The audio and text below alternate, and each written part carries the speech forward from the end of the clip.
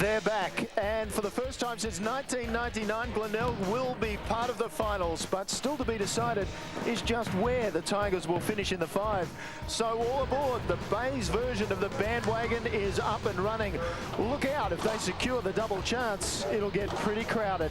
Ahead of them this afternoon are the Double Blues, and they have no fear of the Glenelg Oval, where they've won on their past 4 trips. Hello everyone, and welcome to the Bay, where they are lining up for about 100 metres still outside at the moment, trying to get into this game. Should be quite a contest. And Ben Knights, for the Bays, it's all about real estate. Position, position, position. Oh, it certainly is. It should be a great game. Both sides desperate to cement their spot in that top 3. And look, Glenelg aren't without a chance here today of getting up and maybe pushing those Eagles and pushing Sturt, who we're going to see today as well, out of that 3rd spot. All about position, as we said. Glenelg against Sturt, our match of the day. Norwood against Central District. We know Centrals will finish top. Eagles against South, and North against West Adelaide are the other matches on a beautiful afternoon. If we look at the premiership table, we will see the significance of the closing rounds of the season, with the Sturt, Eagles, North and Glenelg all a chance to snatch the double chance this season. And Mark Soderstrom joins us on the boundary as usual, and so does good news for the ruck division for Glenelg. Sure is. A couple of weeks ago we saw Trevor Cranston crunched in a game against South Adelaide. He in fact punctured a lung and he's missed the past 3 games. Back in today, so that's a huge plus for Glenelg in terms of their ruck division. He's been in great touch before he did hurt himself. So a big win for Glenelg in that particular area. And really they sealed their finals destiny last week with a good win over the Roosters. Well, we actually know we're going to play some finals, but today the real challenge for us is, to play well and maintain good form in a game where, in terms of playing finals, we know we're there, but in terms of maintaining form, that's what we really need to do today, is have a really good, strong performance going into an important part of the year. And Ben Kane and Adam Fisher have been instrumental in getting a lot of the football for Glenelg today. So Ben Kane and Adam Fisher instrumental through the centre. And also, who will get the big job today though on Brant Chambers? Sam Rudolph, you'd think will line up on him down at fullback. No, man, Chambers kicked 4, 95 goals we can see there, way on top of the goal-kicking ladder. He needs the 5 to hit the magical ton today. Paddy Fiddock, a big game for him, a young fella from Darwin making his debut, represented Northern Territory in the recent Under-18 Championships. Got a bit of Jared Brennan about him, so he'll play his first game for the Blues. And they've lost 2 of their last 3 games. They need a victory to take some winning form into the finals. Disappointing losing those games, but they're up against quality opposition. Eagles and Central were too good on the day, but we're still confident with the form leading into this game to win the game. Simon Feast didn't want to risk him today? No, he's had a little bit of hamstring soreness, so the last thing we want to go this time of year is to go into games with unfit players, so it's just important all 21 can play the full game, so that's what we've done. Well, we heard about Simon Feast missing there. Angus Kurtz will come in. We've named him in the ruck, but I'm assuming that DeLuca will also get a fair bit of football through the centre there. Chambers the big job today. Sheedy also through the centre has been instrumental in Sturt winning the football out of the guts all the time. So it is wonderful weather. I can tell you there's a line-up about 150 metres long outside the oval still, and we're just moments away from the bounce. Well, there's a good atmosphere. It's a big match. Both these sides are going to play finals. Conditions are sensational, around 18 degrees. The sun is out. The crowd is building, as we did see with the people outside. A little bit of breeze just blowing across the ground from this side, but conditions spot on for what should be a cracking match.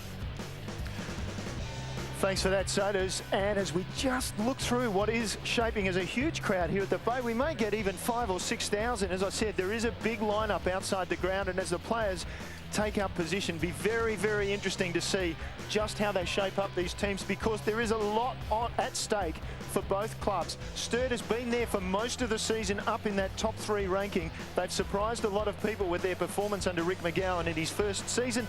The Bays, on the other hand, well, they've come late, haven't they? They've won 4 in a row, and they now are a chance to sneak into the top 3. Let's see how it all pans out in front of a very good crowd here at the Bay. Here's Michael Maney as we prepare for the first bounce. Thanks, Neil. What a good game this should be. Be interested in Ricky McGowan saying last week, not enough ball through the midfield. And Mark Bicken said they did not play the game right out last week. They'll need to do that. Peter Carey in the stand there. And watching on with interest. Good crowd, as Mark Soderstrom alluded to. There's Daniel Kirk, who'll be a very much a key player. He's had an up-and-down career with Glenelg, crossed across from Tasmania. Philp and umpire Joyce have command, along with Colin Rouston. Beautiful day at the Bay, set up for what should be a sensational game. DeLuca in the ruck. Umpire Rouston just letting the players know that things are about to get cracking in this game. Bounce. Down it goes. High kick, Mules just got on it, took the mark. It's the kick away to Backwell. Short kick, inside 50. Smith was the target. Running on it was Douglas. Got the handball away. Kirk, just a fumble. Bit of pressure on out there. No free kick. They dive in hard after the footy. And there should be a ball up. Eventually held in, make sure you don't hold it in there. By Ralston saying let's just clear that ball out. Wait for the footy. A lot of players around the footy. At the ball. Over the shoulder, boys, kick.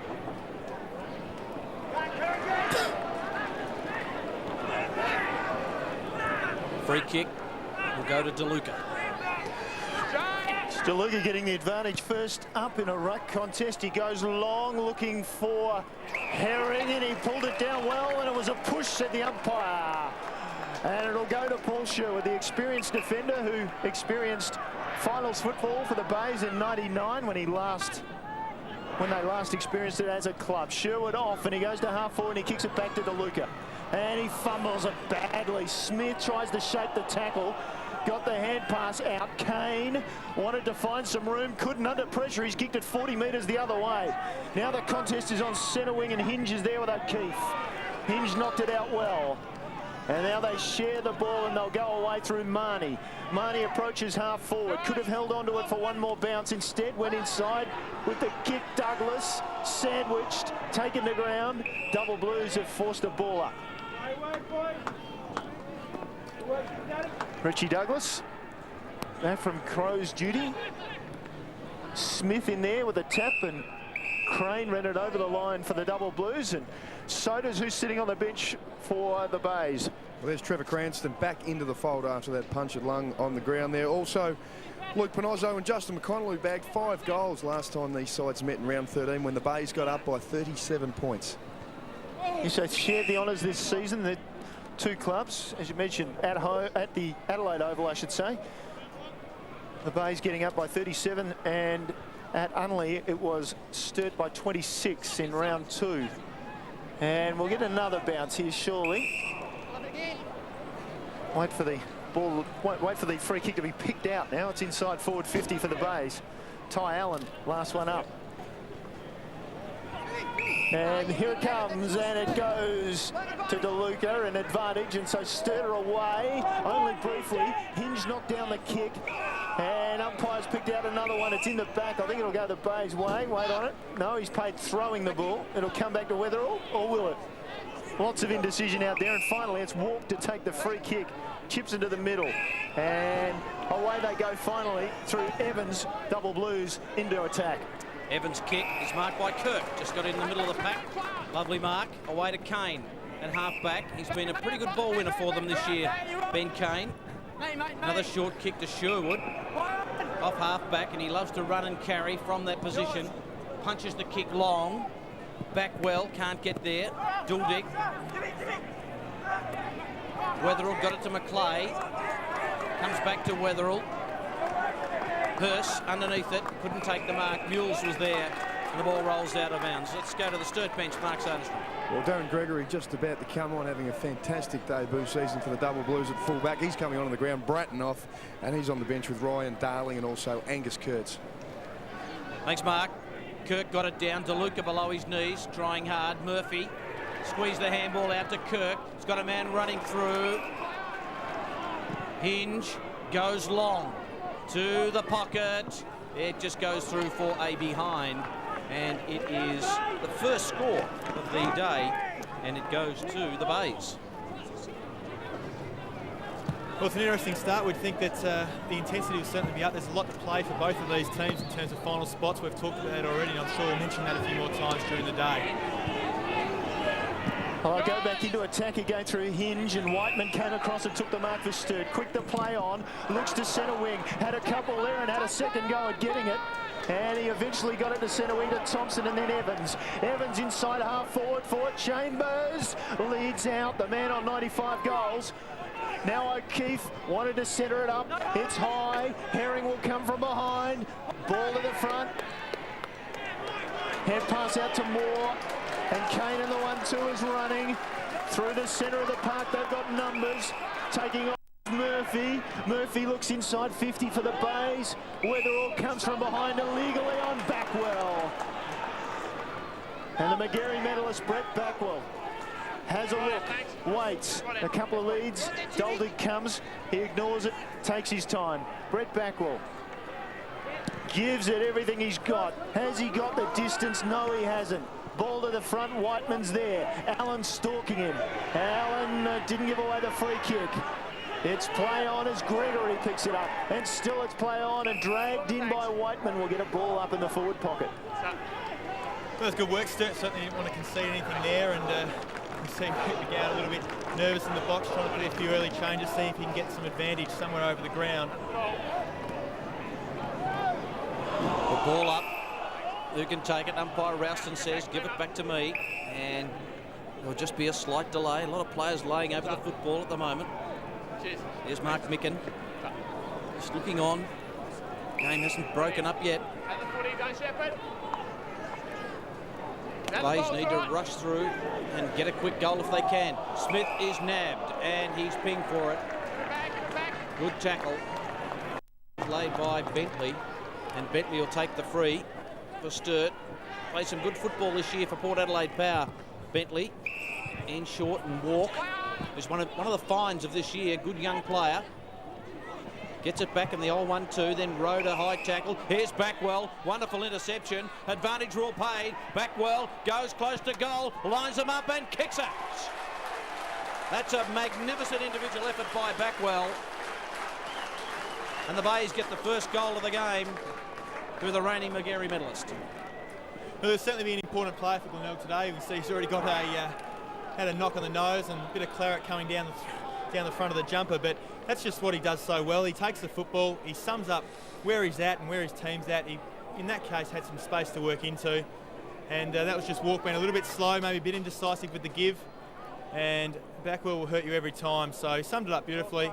A nice little check side kick and a great finish, and that's the start Glenelg are after, because remember, they are fighting for that second spot with Sturt, and I'd love dearly to get that second chance, that double chance in the finals. Walk has Douglas, who takes it away out of the middle. Immediately deep into their forward 50. Kirkby, can he stretch down? Now he goes to ground. He's surrounded by numbers from the double blues, and they work it away. Weatherald wants to find some open territory. They work it through the hands. Bentley and then Weatherald chips it into space, looking for DeLuca under pressure from Hinge and across the line. Well, we see Fabian DeLuca already trying to work pretty hard. Mark Williams there, no doubt, having a look at a few of his AFL boys, including DeLuca today. And no doubt thinking about, well, Port Power in the finals, they might need a few of these guys to fill in for injuries. And Mark Williams will make his way to Footy Park. So another ball trapped in there. Plenty to think about for Mark Williams, former Bay coach, of course. Here's Bentley in traffic. They fell over him and he gets the free kick for in the back. So Bentley, well, he might have even been a candidate for a 25. Then eventually it was handed back. Now he's taking his time. Sturt no run at the moment and forced to go backwards. So now they set up again. And Glenelg doing a good job of boxing them in. And they're forced to go wide and maybe too wide. Yes, they are. A free kick. It was out on the full. And so Fisher will take the free kick for the Bays, and he chips it inside 50, and Doldig comes, and Gregory with the punch, and now it to ground, and Sturt get it away. Here's McDonald. The young left footer goes wide to O'Keefe, another left footer. So he looks through the corridor, and they do have a bit of run now, but it's only brief. They've done well at Bays to shut it down. Here's Hurst. And McDonald again. He can take a bounce or go long, and he goes for Chambers. And Chambers gets to the front and almost takes it. And now on the ground, he's got to follow up, and he's got numbers around him everywhere, and the Bays will clear it away. Out to Fisher on the outer side wing. Fisher, a good ball winner. Long kick, pack flies, knocked to the line. Marnie can't reel it in. The white boots this afternoon, Josh Marnie. Yeah, you want to be running pretty fast in those, and we saw when the first real Sturt attack going forward into their forward 50, we saw Brant Chambers being double and triple teamed, and you'd expect that all day today. That nothing worse for an opposition team than letting your opponent, your full forward, kick a bag of goals and get his 100th. No doubt about that. They've really got to watch him because he's sitting on 95. Whiteman can't quite take the mark against Duldig, and just got him in the back and hit him to the line. And good crowd in, expectant crowd too. And they've seen a pretty good Stouse so far. Whiteman. Good kick and finds the young man in Fittock. Young Patrick Fittock. In short to the experience of Wetherell, who's allowed to run. Kicks to the wing. Up they fly. Herring was a bit late and can't hang on to the footy. Boundary throwing. It's good to see Sturt using a couple of these young guys. We see Fittock there getting his first touch, and not bad giving it to the experience of Tim Weatherald, and also George String in the last couple of weeks who's played his first game. So Sturt still bringing in good young talent late in the season, which is augurs well for their finals campaign. Up goes DeLuca. Comes down to Evans. He's tackled. Ball to ground. And another ball up. 11 minutes in, a hush over the crowd, and as Michael mentioned, big crowd. Bays will be very happy with this. Good support. Looking at a final series for the first time since 1999. Double Blues, good success here at the Bay. They've won their past 4, and 8 of the past 10 overall against Glenelg. DeLuca reaches over the top, couldn't quite get there. On the ground was Walk. Fed out a nice hand pass. And now at McDonald, he'll want his left side. And that's why he goes by hand to Bentley. Now they go back to Fittock. He goes down to half forward, and Sherwood, the master there over Herring, knocks it out of bounds. So it's inch by inch down towards the forward 50 for the Double Blues.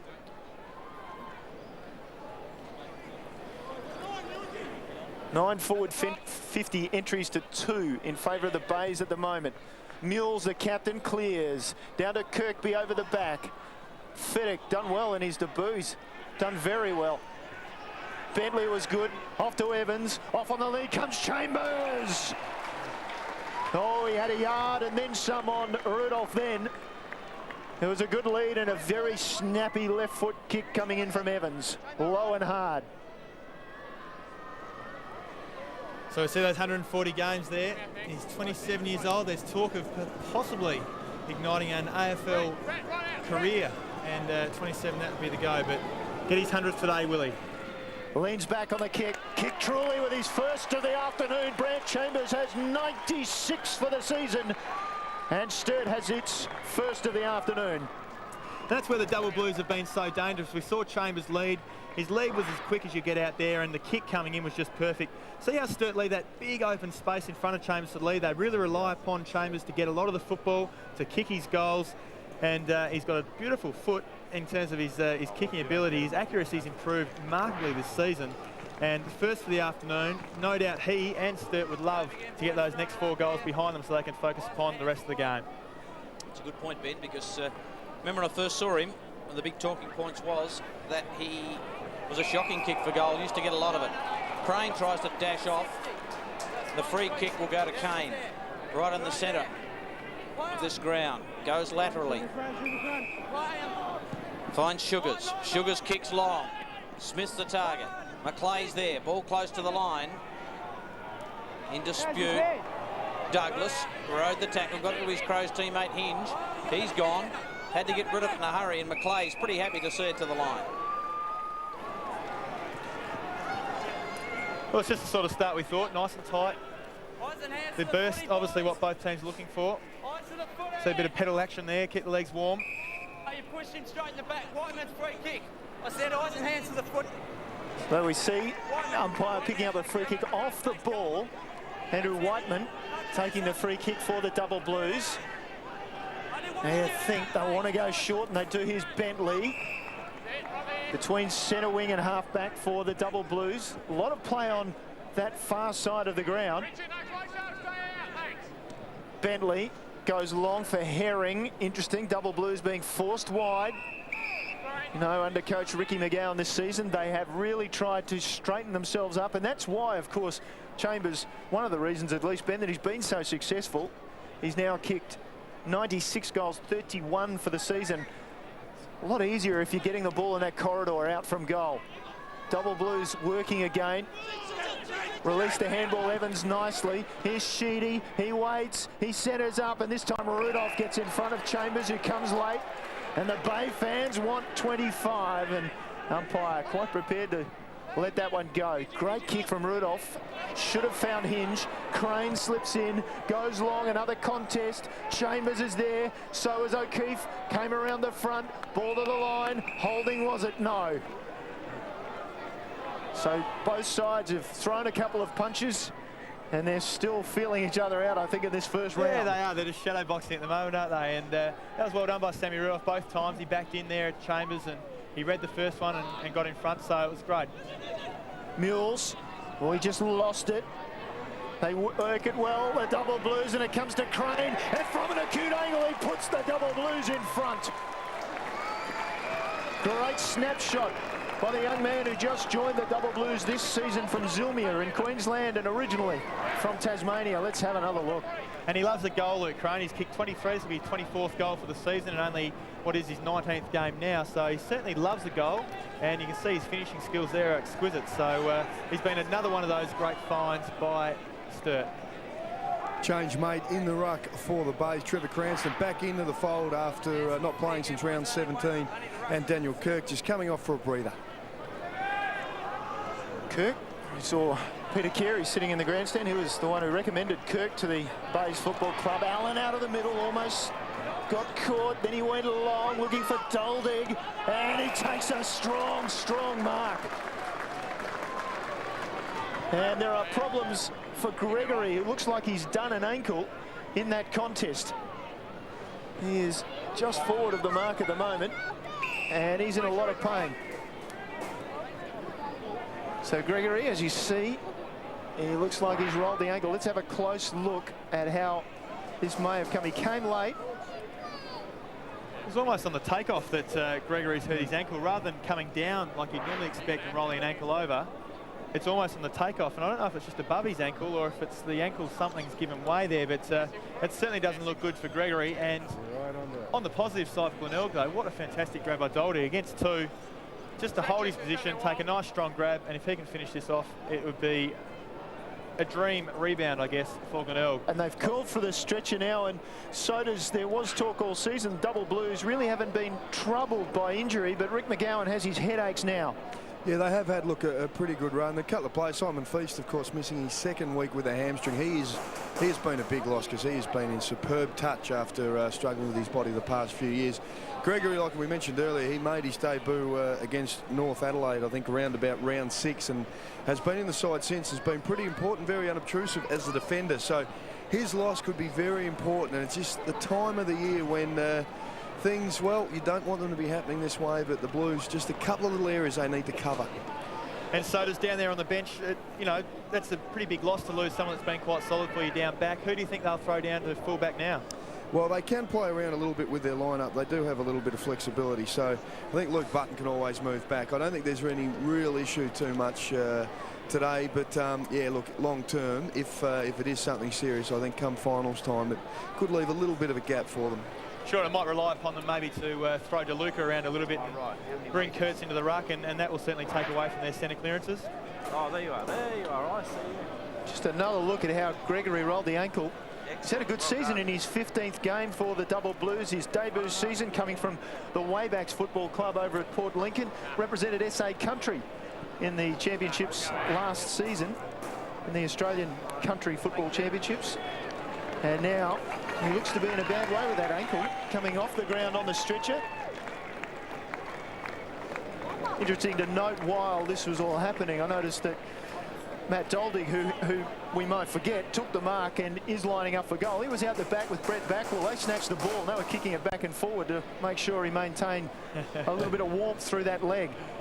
There you go, Matty Doldig. smart play, isn't it? I mean, that's the little things in football that make the difference, people say, and certainly coaches always harp on the fact that little things make the difference. And, you know, for back ball, we've probably gone over to Dolly and said, let's have a little kick it through, kick it straight, get the leg going, and let's make sure you're on fire. As Darren Gregory is making his way off by that stretch. Ryan Darling, another young fella who's had a pretty impressive debut season, picked up a Star Search nomination early on. He's made his way onto the field, and he's proved himself to be pretty handy, jagged a few goals with the way that he has played, and played pretty well against Glenelg round 2 when the Blues did get up, having 26 possessions and bagged 3 goals. Little talk about Ryan Darling. I heard a whisper that there were a couple of AFL clubs that were looking at him. Well, his fitness has certainly picked up. I think pre-season, his first run, he came down, did 3K in 17 minutes. Now, if you're not sure what that means he was pretty ordinary and not in great nick, but he very quickly worked his way up to the front of the running group at the Double Blues with some hard work. And his work has certainly been noticed at SANFL level this year. So Doldick to resume. 14-4 this season, just his 5th match of the season, and he's kicked the minor score. A long wait, plenty of time to get nervous. That's the problem, maybe it was too long, and those kicks, practicing the short kicks, pretty hard to go back and practice 5 or 10 goals from there halfway through the first quarter. Booted 5 straight last week, did Doldick. Short kick finds McDonald. McDonald to the outer side. Long raking left footer. Hinge, well done by McLeay, knocked it toward O'Keefe. Douglas got in on the action. Ball trickles to the line, and it'll be a throw in. That's well done by James McLeay. That's a win for Sturt. You know, pushing it to the forward. The great clearance from McDonald out in front of McLeay, and again, the fact that McDonald would back himself in as a young 18-year-old player and only his first season, that's great to see. And McLeay doing the right thing, charging straight through and getting out of bounds.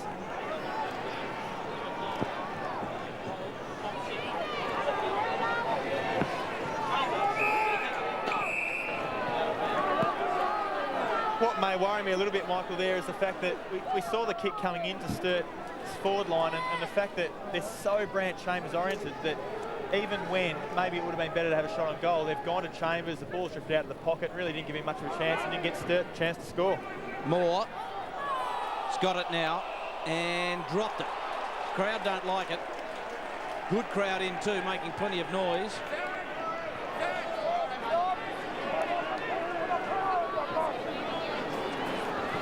And Walk's going to be the man with the free kick. Now, he doesn't do much goal kicking, does Nick Walk. He hasn't scored in his league career. There's a change. Smith for Panozzo. Good player, Panozzo. Smith doing some bullocking work up forward.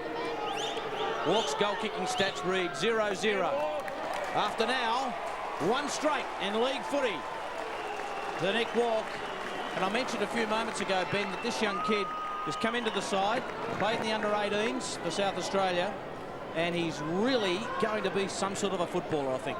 Oh, he certainly is, Michael. You know, a 17-year-old who'll put his body on the line, and his skills will develop, his reading of the play and all the rest will develop. We see there he may have been a little bit lucky getting the free kick, because I'll tell you what, if I was Luke Crane, I probably would have been claiming it myself, but he did the right thing. He took the kick from 50. He's gone back, kicked his first goal in league footy, and that's always something special for a young man. And already we're seeing one of the great stats of this season. Sturt is number 2 for accuracy. 60.9% of their shots on goal are successful. They're 7th for scoring shots, though. So when they do get a shot, they make the most of it, and they have to, because they don't get many. That's a good point.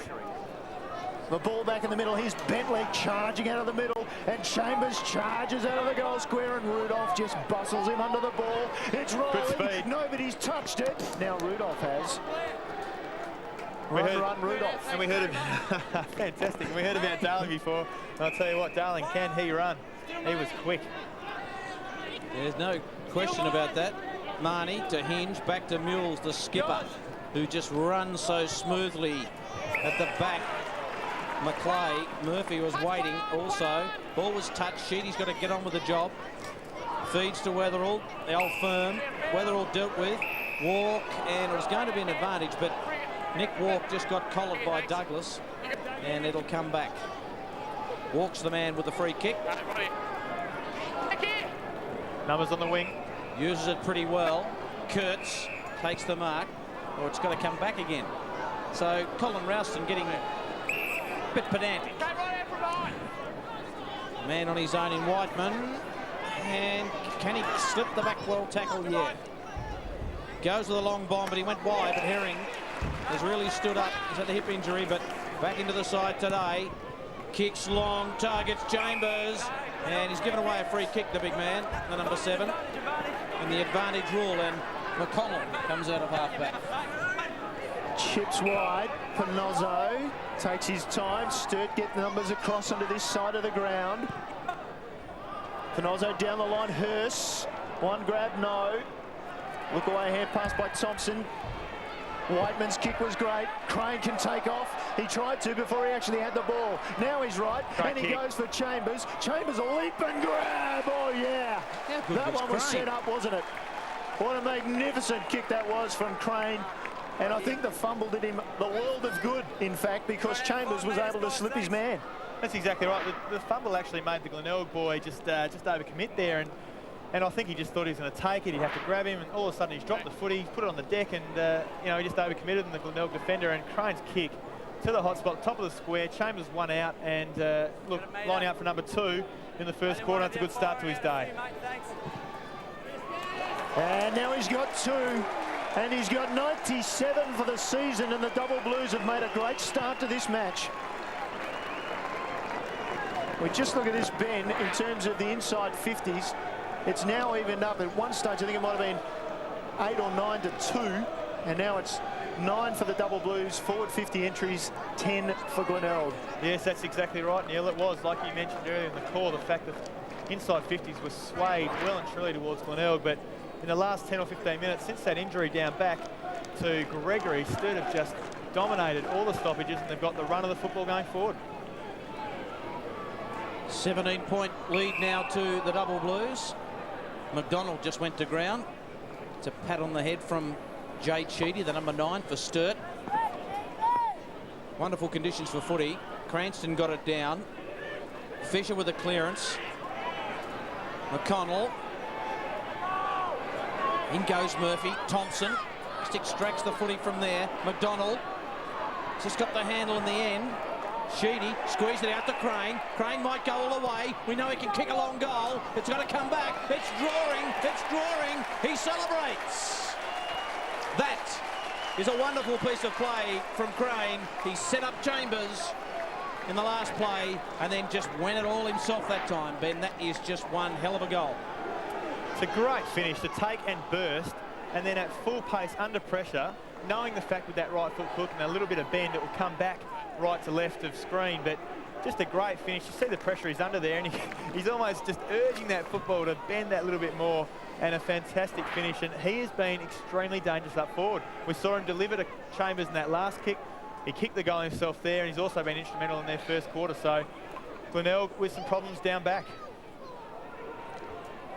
Well, they'll break the ball out of the middle again. Allen goes long and direct. Punch came from Hurst at the back. Bit of a fumble. Douglas was taken high. And he'll go back and take the free kick 25 metres out from goal. And this will be a bit of relief for the Bays. Well, it's an early call, but to say they need this, and I mean, there wasn't a hell of a lot in that, but certainly the arm was dragged, the right hand was dragged across Douglas's shoulder, and he played for it, and he did everything he could to make sure he won that free kick. But Richie Douglas needs the delivery down forward. He needs to just get himself onto the end of a lot more football, and he'd be pretty keen to get Glenelg back into this game by kicking this goal. Kicked 7 straight against Sturt in round 13, had 26 possessions, was magnificent, and he started out with a beautiful kick this afternoon.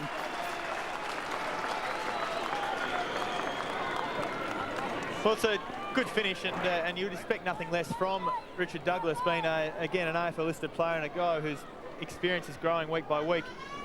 A little bit clumsy there on the tackle, but look, Glenelg needed that, and to have Sturt, who've just kicked the last 4 goals, and getting right on top of Glenelg here at their home deck under a big crowd. Glenelg wouldn't have been happy with the start. Mark Mickham wouldn't have been happy with their last 15 minutes or so, and that was a vital goal in the first quarter for Glenelg. Back to a 17-point lead for Sturt. Backwell goes inside, looking for a target. Hinge was the man. Kirkby, he's got to wind it round his body. It wobbles. Is it coming back enough? I think it is. Oh, the Bays get a couple in under a minute. Terrific snap by Kirkby, who's been a real productive forward for them this year, leading up the ground. And this is how it come about, Ben. Yeah, well, a great snap again on his left foot this time. And look, just the speed of movement out of the centre, Michael, I think was the key there. The fact that Glenelg got the break, the fact that, and we can see fantastic ABC TV shots there of goal umpire Cam squeezing that ball just in the left-hand side of that goalpost, and a great finish by Kirkby. And again, 2 goals in quick succession for Glenelg, just what the doctor ordered. Margin back to 11 points. We know it'll be a long quarter because of the stretcher case with Gregory. 30 minutes it's gone. Backwall robbed of the ball. Crane tried to break free. Shawley threw it. Allen got it out for Kane. Kane looks forward. McConnell. McConnell's in space. He'll get a shepherd from Backwall. McConnell bounces and then goes long from 50 with one of the worst kicks you'll ever see, but nevertheless effective. And Benny Moore will get up and shoot from angle, but you'd think from here the experience of Ben Moore might be able to kick a goal. Well, it's exactly what Sturt didn't want to happen. And 3 very quick goals to the Bays.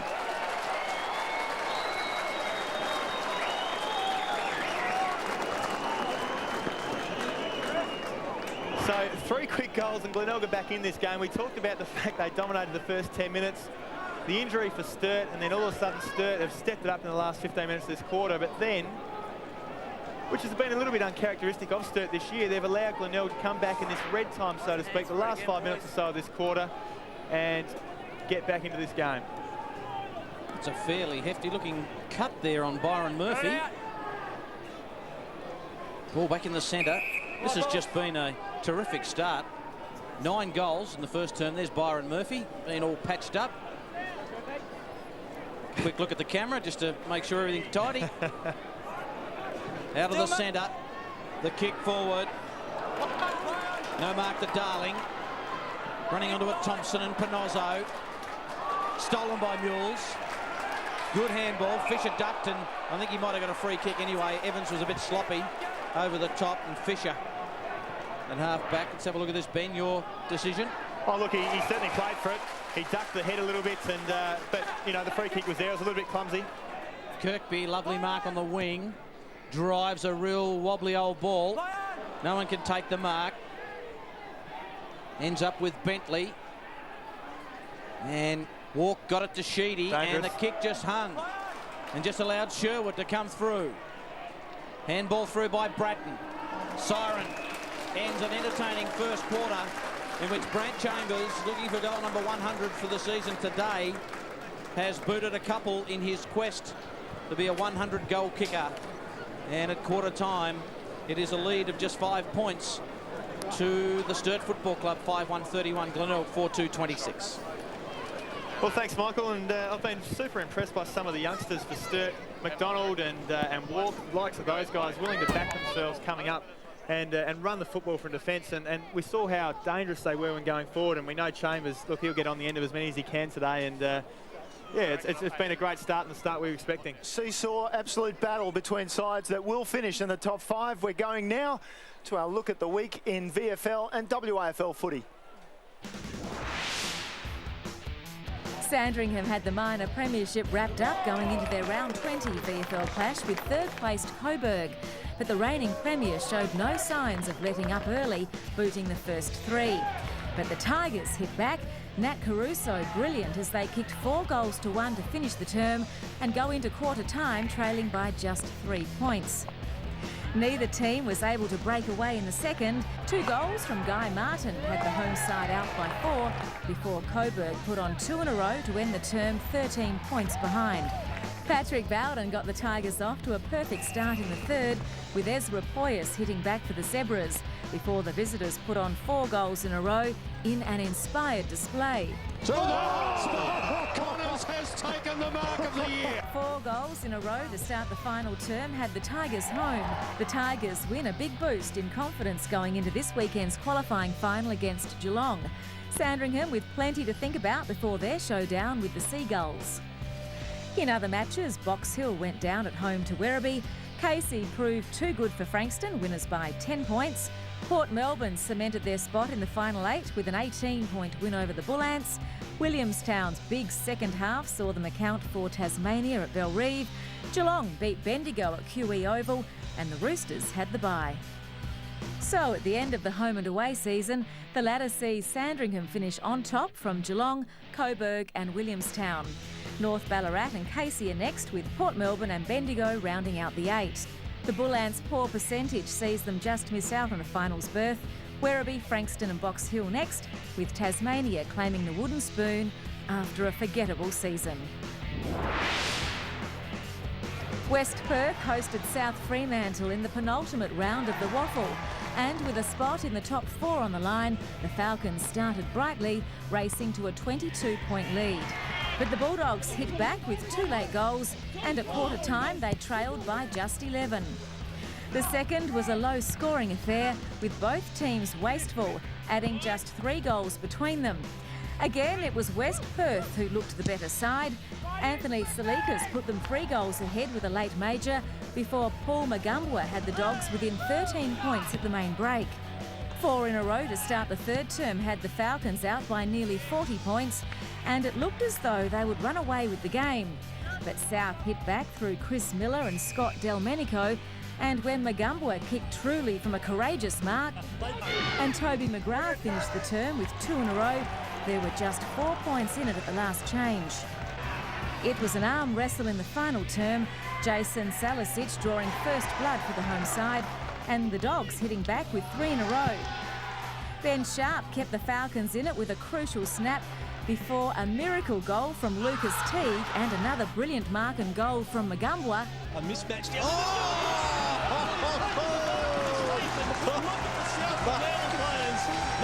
on their feet. Saw the Dogs romp home to win by 16 points. The Bulldogs win, ending a run of 3 losses that had threatened to derail their season. West Perth now needing other results to go their way if they want to play in September. In other matches, Claremont were far too good for East Perth. The Tigers winners by 13 goals. Peel Thunder beat Perth by 17 points. The loss ensuring the Demons would claim the wooden spoon. The Swans went down to East Fremantle by 19, and Subiaco had the bye. To the ladder, and with 1 round to play, Claremont have overtaken the Lions at the top, South Fremantle and East Perth making up the 4. East Fremantle and West Perth are a game outside but still in the running, while the season is over for the Swans, the Thunder and Perth.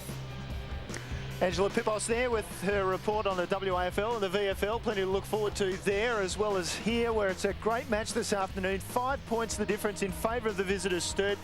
Great first quarter. Oh, fantastic first quarter. Just what we're after, wasn't it? It's the clash we're after.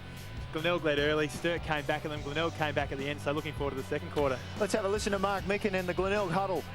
Our tagged player away from the hit spot and putting fish in there, and we're getting a little bit of a better result there. And the guys who have gone to be the sweeper have played a real good part in that too. So that's Dougie and Brett have done well since we've changed that around. All right, so that's a tick for us. So keep that going. All right. Just have a look at the side. Josh, we'll just put you forward and Roo, just get you up here, okay? But keep that, then you call that, you change that when you like as well, okay? And Maury and Macca, you keep that one going too, okay? But what we really got to get is good clearance numbers. Our ball up clearance has been down a bit, and I reckon it's because we haven't covered the back where they hit the ball, the defensive side, quite enough. So you've got to get numbers. You remember it's man on man, so get numbers. There should be automatically people there to prevent that from happening. So if you tidy that up... Well, there's senior coach Mark Micken in action. Just interesting to note, before Micken did come out, Stephen Rowe spoke with his midfielders about the need to keep an eye on Adam Thompson and Luke Crane. Crane already bagged 2 goals. It's just changing, and they've lost their opponents a couple of times for the double blues. So Glenelg need to tighten up there. And just on Darren Gregory, he has hurt that ankle earlier in the season. It's a bit of a sprain. They don't think it's too serious. He won't be back today, but he'll be checked during the week. They're hoping he'll be all right for next week. Thanks, Sodas. Quick look through the stats, and inside 50 certainly evened up late in the game. Yeah, they certainly did, and you mentioned a couple of times there the fact they were swaying one way or another, but Sturt got a lot more of the footy in those last few from Glenelg going forward late. Here's Michael Maney with the start of the second term. Yeah, big free kick count there too, 9-8. So 17 free kicks in the first term, which is quite unusual. Second quarter. Penultimate round of SANFL footy. Up goes Kirk and DeLuca. In goes Walk, who played most of last week at full back. And he's kicked a goal so far. He's first in league footy. DeLuca again, palming down. His palming work is very good. Crane's crumbing work is exceptional. And has a bit of strength. Bentley. And no one can get a real clearance here. In the end, Ruwalt. The ball was touched. Thump from behind. That was Evans. Whiteman's caught underneath a lot of Tigers there. And another ball up. Magnificent conditions for football at the Glenelg Oval this afternoon, and a good crowd in too. They've really packed them in this afternoon. Both clubs having a good following. Border ground, they both got a bit of it. The ruckman, Fisher ducked the head, and the umpire says you get a free kick. Fisher emerges, goes to McConnell, who's been their #1 goal kicker. It's too fierce for him. Button close to the line, squeezed a kick down the line. Now a brave umpire might just give that out of bounds deliberately. Mark Ruwalt wanted it. And we saw something on last night's television as well in the other big code, the other big game. And Shane Wakeland for Collingwood was a bit unlucky, you'd think, although I think it was there. DeLuca, just a rolling scrum, and umpire Ralston says give it to me. Don't know if he thought he was unlucky, did he? No. I thought he was unlucky. Let's put it that way.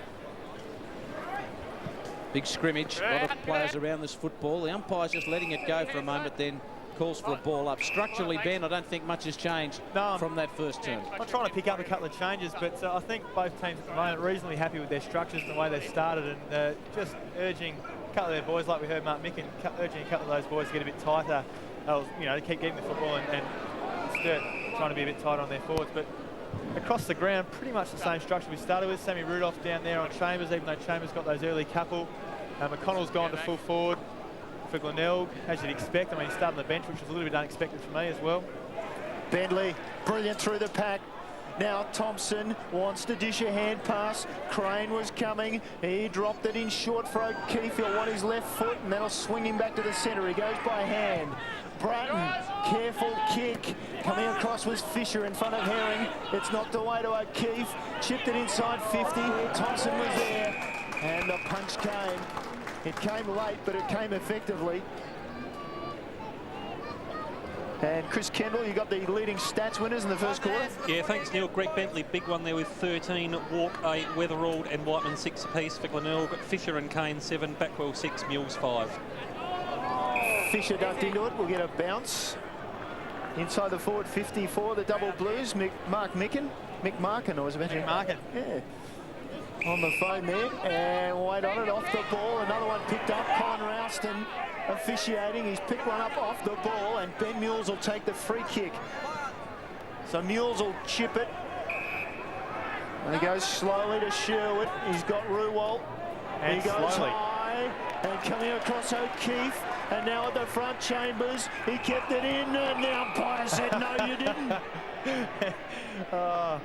It's great to see Gas Chambers, big Brant Chambers there, trying to con the umpire into the second time today that he's kept the ball in, urging the fact that he kept the ball in. It was a good call. That kick coming out for Glenelg just far too slow. We see Chambers here almost pushed over the line. I think it was there when he brought the ball back that went over. DeLuca possibly taken down, and certain sections of the crowd here thought so.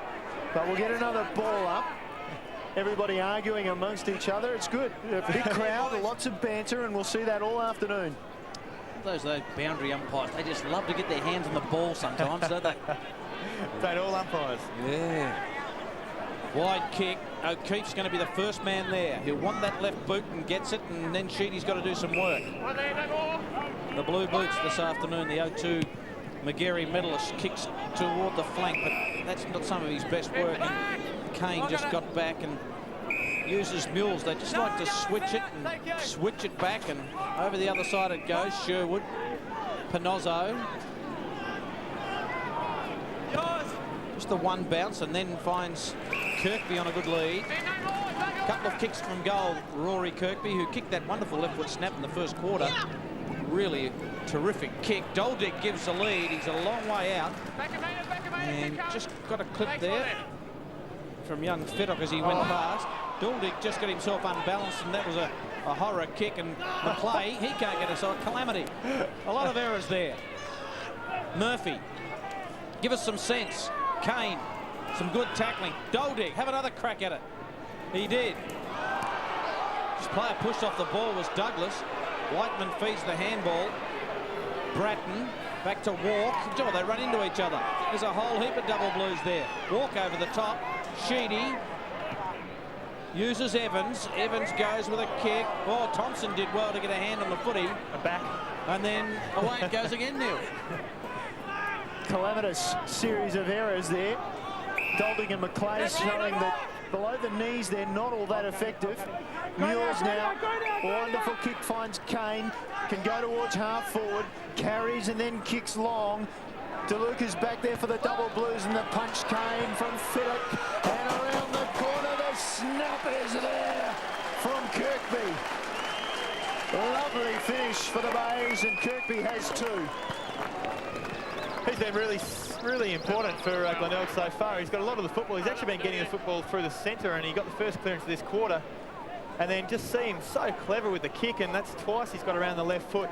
A little bit of a snap and a good finish. So the young man's happy there. It was a great contest down back by all those involved, and a couple of the Sturt and Glenelg boys a little bit sore from that. But we've seen also Sturt running the ball out of defence again, like I talked about in that first quarter. The fact they link those handballs so well together. Sometimes you think maybe overdoing it, but they do have a habit of linking great handballs together.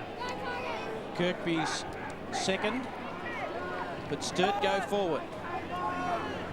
Just a kick out wide, and then a fumble from Chambers, who's been forced out wide a couple of times and just leading out. That's what Sam Rudolph has actually done after that first one that Chambers got in the lead and found space. Rudolph's actually played in front of him and played in the centre and actually pushed him quite wide every time he goes near the footy. So a good tactic by Sam Rudolph, working at the moment. A lot of players around this footy. Mules goes in hard. Thompson. They just love to get that player to ground, don't they? There's the Bays interchange players. Allen, Cranston. And nice of Cranston to run in front of that other player. I don't know who it was. Jeff Smith. Jeff Smith. Thanks for that, Mark. And Neil, who pointed it out. Sherwood trying to get through. Chambers has got him. Umpire said no. Here's Thompson, round the body. Will it come back enough? Mules is there and takes the mark just inside the line. And Glenelg with a short kick to find Fisher. Will go on to find Murphy. Murphy, a bit of space to work with. Down the grandstand side of the ground. Kirkby's hands are excellent this afternoon. Leading in front of Button. Kirkby looks up though, and across half forward they don't have a tall target. So he's forced to go back. Ruwal chips in short again, Fisher. And again, double blues manning up, one-on-one all around the ground. Fisher waiting, Evans parading on the mark, just waiting for the call of play on. Short pass, Kurt just took his time. Now Kurt comes wide for Fisher again. He's got a bit of run and a bit of space. He goes down the line. Kirkby with the lead up. Hurst, and then Herring was met. Umpire deliberately out.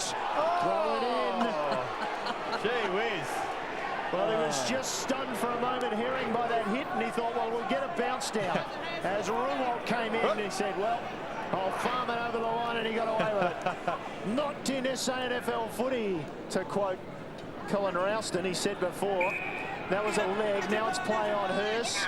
Swings it wide for Whiteman, now they're away, the double blues. Over the top. Whiteman looking and holding and waiting, and another bounce and one too many, and still they get it because they have numbers. Here's Sheedy. Now he's bouncing to half, towards half forward. Gets it off to Bratton, holds it, waits, centres, beautiful. Herring takes the mark, and he was the culprit at this half forward line for Glenelg. One for the highlights reel for Andrew Whiteman during the week too. Wasn't it? Absolutely, the old bounce over the head. Oh, he almost had too much time. And again, though, the Sturt's run from defence is what's hurting Glenelg at the moment. And the fact they can use handballs on that run and then spot up a target inside 50, really, Glenelg need to be better than that in defence. Gee, Bratton's finish was pretty good, wasn't it? What's Herring going to be like from 25? Straight in front, no problems. Double blues are now back in front.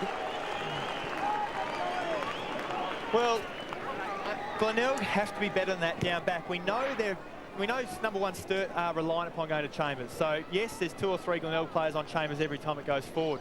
But then you've got to understand the sentiment, the on-ballers. You've got to push back with Sturt because they'll run the football and carry the football. And look, the on-ballers especially, and probably the half-backs, needed to push in harder there.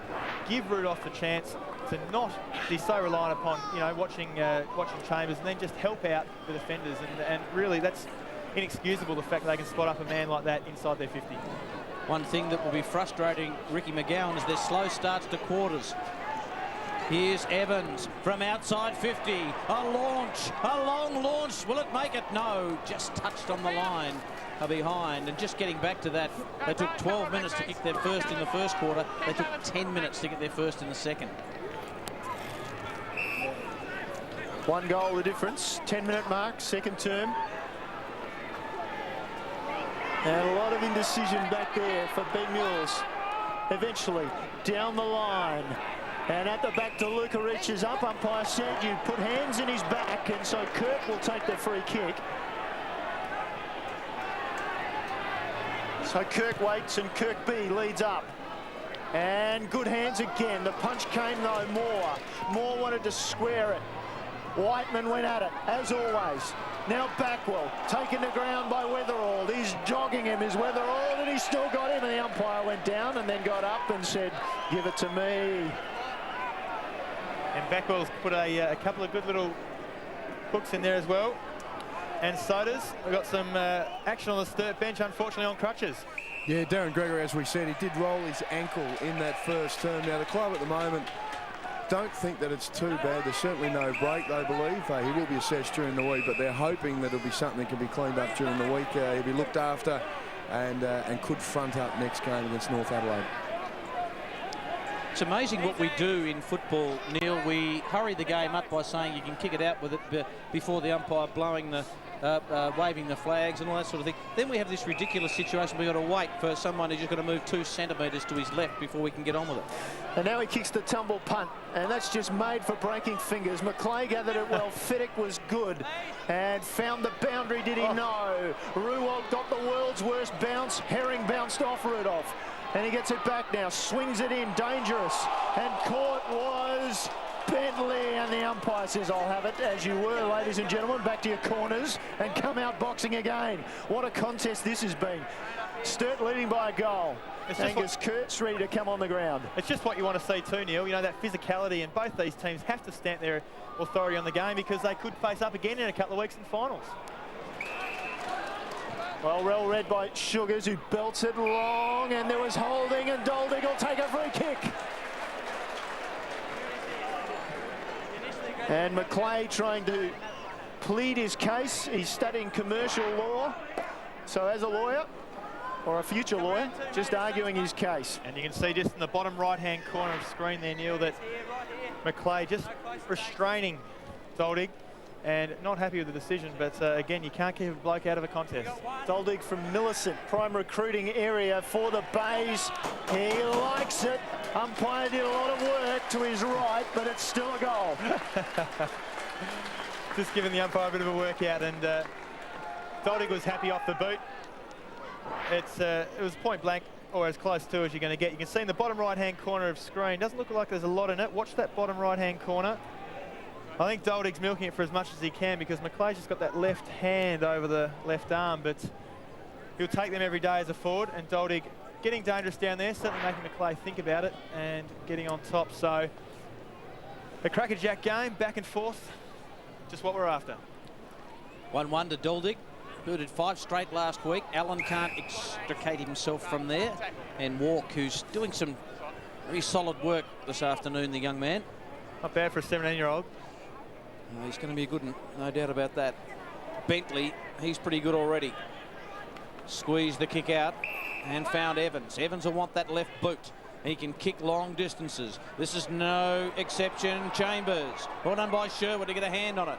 At ground level, Bay's working hard. Rudolph, Crane's right there. Rudolph just discreetly got it to the line. A little bit less discretion shown by Herring a few moments ago, but that is a ball in, and there's Trevor Cranston doing some stretching, hoping to come back on.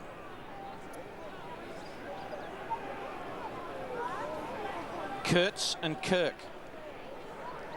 Kirk got a couple of nabs at that. McConnell with the long sleeves just threw himself forward. No free kick. Back in after it.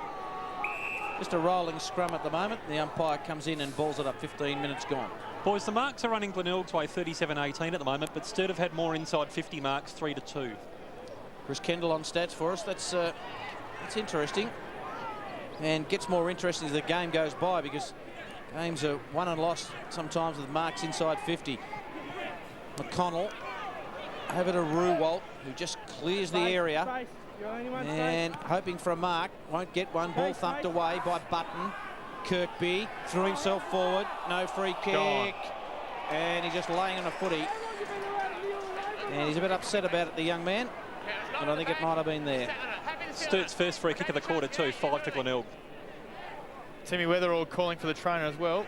I've got a feeling he may have popped a finger. He's coming straight to the bench, I think, so we'll get Sodas keep an eye on that. Another great contest at the goal face. Chambers was out-muscled that time. Oh, he's got a chance. Loopy hand pass. Thompson had to give it away, and he did give it away. Now McConnell. He goes for Smith. Ball just carried in time. And they have numbers at half forward. Fiddick will come late and belt it away for the double blues. They have a man at the front. Ruwalt beats one. Dolding with the lead down the corridor. That's where they go. It's knocked away by McClay. Backwell's hand pass was impressive. Dolding gave it to Fisher. He should kick a goal. And he has hit the post. It puts the Bays in front by just that 1 point margin. What a great piece of play, and what we maybe just missed off screen was Jeff White giving a fantastic shepherd, Jeff Smith, sorry, giving a fantastic shepherd and allowing his Glenelg teammates to run into what should have been an open goal. We see this ball cannon into the top of the post, and didn't that post move? With a fair old shaking. Here's Ben Moore, about 45 out, just dropping back into the hole. Oh, I think the clearance was there from Kirkby, who found him, and then Moore will just go back and look to extend this lead out to 7 points. We know he's kicked some goals this year, Ben Moore. 15-6 for the season as that change is made with the two ruckmen. Ben Moore, the former skipper, launches it high. It's not going to make it. Smith's there and takes the mark. He read it so well, did Smith. And this could be a tricky proposition for Smith, because going back a few weeks ago when we were down here, Neil, I think he just about missed one from a similar distance. And the crowd gave him a bit of a jeer. He did redeem himself, but this to take it out to 7 points. Smith's a handy player. He just bobs up. But at 12-9 this season, that's a good-looking kick. Never in doubt, off the boots. And it's through for the first goal of the afternoon to Jeff Smith. Well, the kick to the top of the screen, I talked about it a minute ago with Glenelg being inexcusable that Sturt take a mark inside 50 unopposed. Well, again here, to take a mark in front of goal and the Sturt defender's unable to get a fist on that, namely Craig Evans coming over the top, that's really inexcusable when you've got that much time to pick up your men. And look, it was a great grab by Smith. As I said a minute ago, he gave a fantastic shepherd outside the 50 to allow his teammates to have a shot on goal. So, look, he's working hard, and that's exactly what Mark Mick will be happy with. DeLuca with the tap down, immediately taken by Cranston, fed it to Backwell, who was taken high. DeLuca was coming in fast. Now they spread it wide for Kane. He can run, he's got support from Douglas. They don't come to him, the double blues, and Kane goes long. Not a bad kick. Kirkby at the back couldn't take it, McClay did. Now he sweeps the hand pass nicely to Crane. A worm burner. They need the grass cut down here, don't they? Now for Evans. Now Thompson took a big hit, well and truly, and he's out cold as Thompson. The Bays come the other way. Marnie over it. Marnie's still over it. He'll get one for in the back and over the shoulder. Take your pick against Bentley. We will call time on because out cold is Thompson. Back behind play has not moved. Was hit hard and firmly and fairly, I thought, by Backwell, who has done a fainting act as the double blues come in to remonstrate with him. I wonder if Mark Williams is still here. Well, it was I mentioned it over the top of you a little bit, Neil. I said, you watched the Sturt handball and the linking handball. We've seen Sturt do that so well. And really, you know, as much as we don't like to see someone hit hard and someone obviously hurt, and we really feel for the young man, but the hit was a fair hit. It was in the side. Yes, as you hear the umpire talking over the top there, it just clocked him across the side of the face a little bit. But see, that's just unfortunate, isn't it? Glenelg needed to do that to the Sturt run. They needed to stop that Sturt run and their linking handball. And that's what's been killing Glenelg moving down the ground, coming out of Sturt's defence. I'm not saying certainly we want to see anything like that going on, but I mean, that I think you'd say is an accidental, I guess, accidental sort of collision in terms of the impact and in terms of what the result was. But certainly the collision was intentional in terms of the bump, putting the pressure on the player. But that's what Glenelg had to do. They had to stop that run. It's just unfortunate to see a man go down like that. And someone certainly for Sturt who's been instrumental today in getting a lot of the football for them and going forward. I don't think he jumped into him, did he? He just... Thompson was off balance and Backwell had everything tucked in nicely. There was no elbow there. Yep. And it's just one of those collisions where Thompson's just got his head down to one side, and unfortunately the contact has hit him across the... And you see Thompson actually look and see the hit coming. See, now his feet never left the ground. So it wasn't actually as though Thompson at the end was not expecting it either, because as he took the football, he looked into the left-hand side. I mean, obviously in full speed, it's a little bit faster than that. But he saw Thompson look across, he saw Backwell coming. That way he turned his head a little bit away, but Backwell, as he came across, just managed to, I guess, take him a little bit higher than probably what he expected. But you wouldn't say it was malicious, and you wouldn't say that Backwell, like you said, didn't jump off the ground. He didn't use an elbow. His shoulder and his arm was tucked in, and it's just unfortunate to see a man go down. But as far as I'm concerned, that's a fair bump, a fair hip and shoulder, and that's what maybe in AFL has been cut out of the game a lot. But that sort of hip and shoulder by Backwell running across in SANFL is still allowed. Well, I don't know that would even be cited at AFL level. He's had no intention to go at him high at all. And Thompson's a little bit taller than Backwell and didn't leave the ground. And that's the thing, they both, that's right. Backwell just got under him a little bit. Yes, it sort of got him across, I guess, the side of the head. But look, it wasn't malicious. I wouldn't say it's malicious. It's an intentional impact in terms of the fact of putting pressure on the body. But in my book, that's a good hip and shoulder, and it's just unfortunate that young man's injured. He was knocked out, therefore he got it high. No free kick. However, if we come back to the players, we watched for the second time this afternoon a Sturt player being carried off. It will be a kick for Marnie, who got a free kick for over the shoulder just inside the centre square. So it'll come back to him. This leaves the double blues rather man short, decimated on the bench. Sodas will update us just who they've got left on the bench. Sodas, because we only have 3 on the bench in SANFL footy, and we know that Gregory's probably out for the day with that ankle. Well, he is out for the day, and you would think that Thompson will wake up sometime and maybe not take any further part. Well, Angus Kurtz was the only one left on the bench, and they've made a quick change. He's gone onto the field, so DeLuca and Kurtz both on. The only remaining player fit for the double blues is Craig Evans. And here's the fullback Sherwood. He slipped down. He's going to kick a goal. Oh, and there's a double blow for the double blues. They lose one of their key midfielders, and the veteran Paul Sherwood goes down and kicks a goal.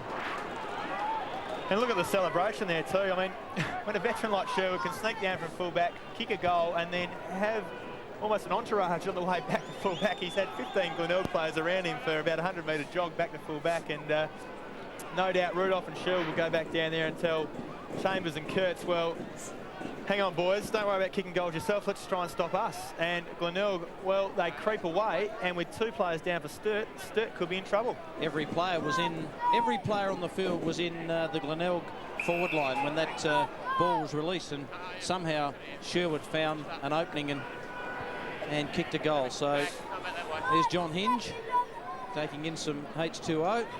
A few players around the footy. The aerial ping pong going on until Sheedy collects and uses Bentley. Bentley tries to fend off and fended off a bit high, or got one high. Got it and himself. A 25. Decides he doesn't want the 25, but looks like it's going to come back. DeLuca Just about to sprint off in a bit of space. Gallop. Equine flew, no effect. No effect on that, that man. Bentley, long kick. He'll be hoping for a mark, and it doesn't come. Herring roved it well. Allen got it to Sugars. Backwell doesn't want to concede. Over the top to Marnie. Look at Backwell's run. Murphy to Mules. Over the top, Allen. Fisher. They run in waves. Sherwood. Away to Kane. We know he's got a good sprint on him. Great he looks kick. for Kirkby. A wonderful kick. Kirkby couldn't quite get it. Douglas knocked it forward. He'll run into an open goal. They got another one. They set it up with Brett Backwell, Allen and co. Sherwood working in cohesion. This is a good running Glenelg side, Ben. No doubt. And look, Sturt's been unsettled by the loss of 2 injuries. It can't do anything but unsettle the team. And whereas Sturt in that first quarter, and especially that middle part of that first quarter, was so good on the rebound, Glenelg are playing that game now and just pushing ahead, running so hard out of the back line. 2 or 3 handballs through the middle. Sturt players chasing tail, and just the burst, and what incredible speed from Richie Douglas there just to take the footy. Kirkby did well to get it out in front and finish well. 19 points the margin. Crane gets it away for the Double Blues, deep inside 50. Comes for O'Keefe, and then the snap. Great finish. And it was a great snap. And it was Darling. Lovely off his left foot, his non-preferred, and a quick answer for the Double Blues, and badly needed. They've been really stunned in the last 5 or 10 minutes. In fact, that's their first score since the 10-minute mark. Well, you're right. They have been stung, and it was so important for them to get that goal. We look at the time clock. It's going on to the 27-minute mark. Obviously, 4 or 5 minutes have been taken up with that stretcher, but we saw in that first quarter Glenelg come back in this red time. Sturt now have to do what Glenelg did to them and kick the 2 or 3 and get themselves back to level pegging at half-time. 5 goals to 2 in the term by Glenelg has opened up that 19-point lead, but that's a nice snap from Darling. Kane kicks long. Kirkby's been the target. He might get it again. Coming in was Marnie. Marnie below his feet. Below his knees, I should say, really did fumble. And the ball is held up. Josh Marnie just... Oh, you might have expected a little bit more from him. He's saying he's going to play his last season of footy. He may play on for Glenelg, who knows? Whiteman, unusual ruckman, just tried to hack it with his boot and then goes in after it again, and another ball up.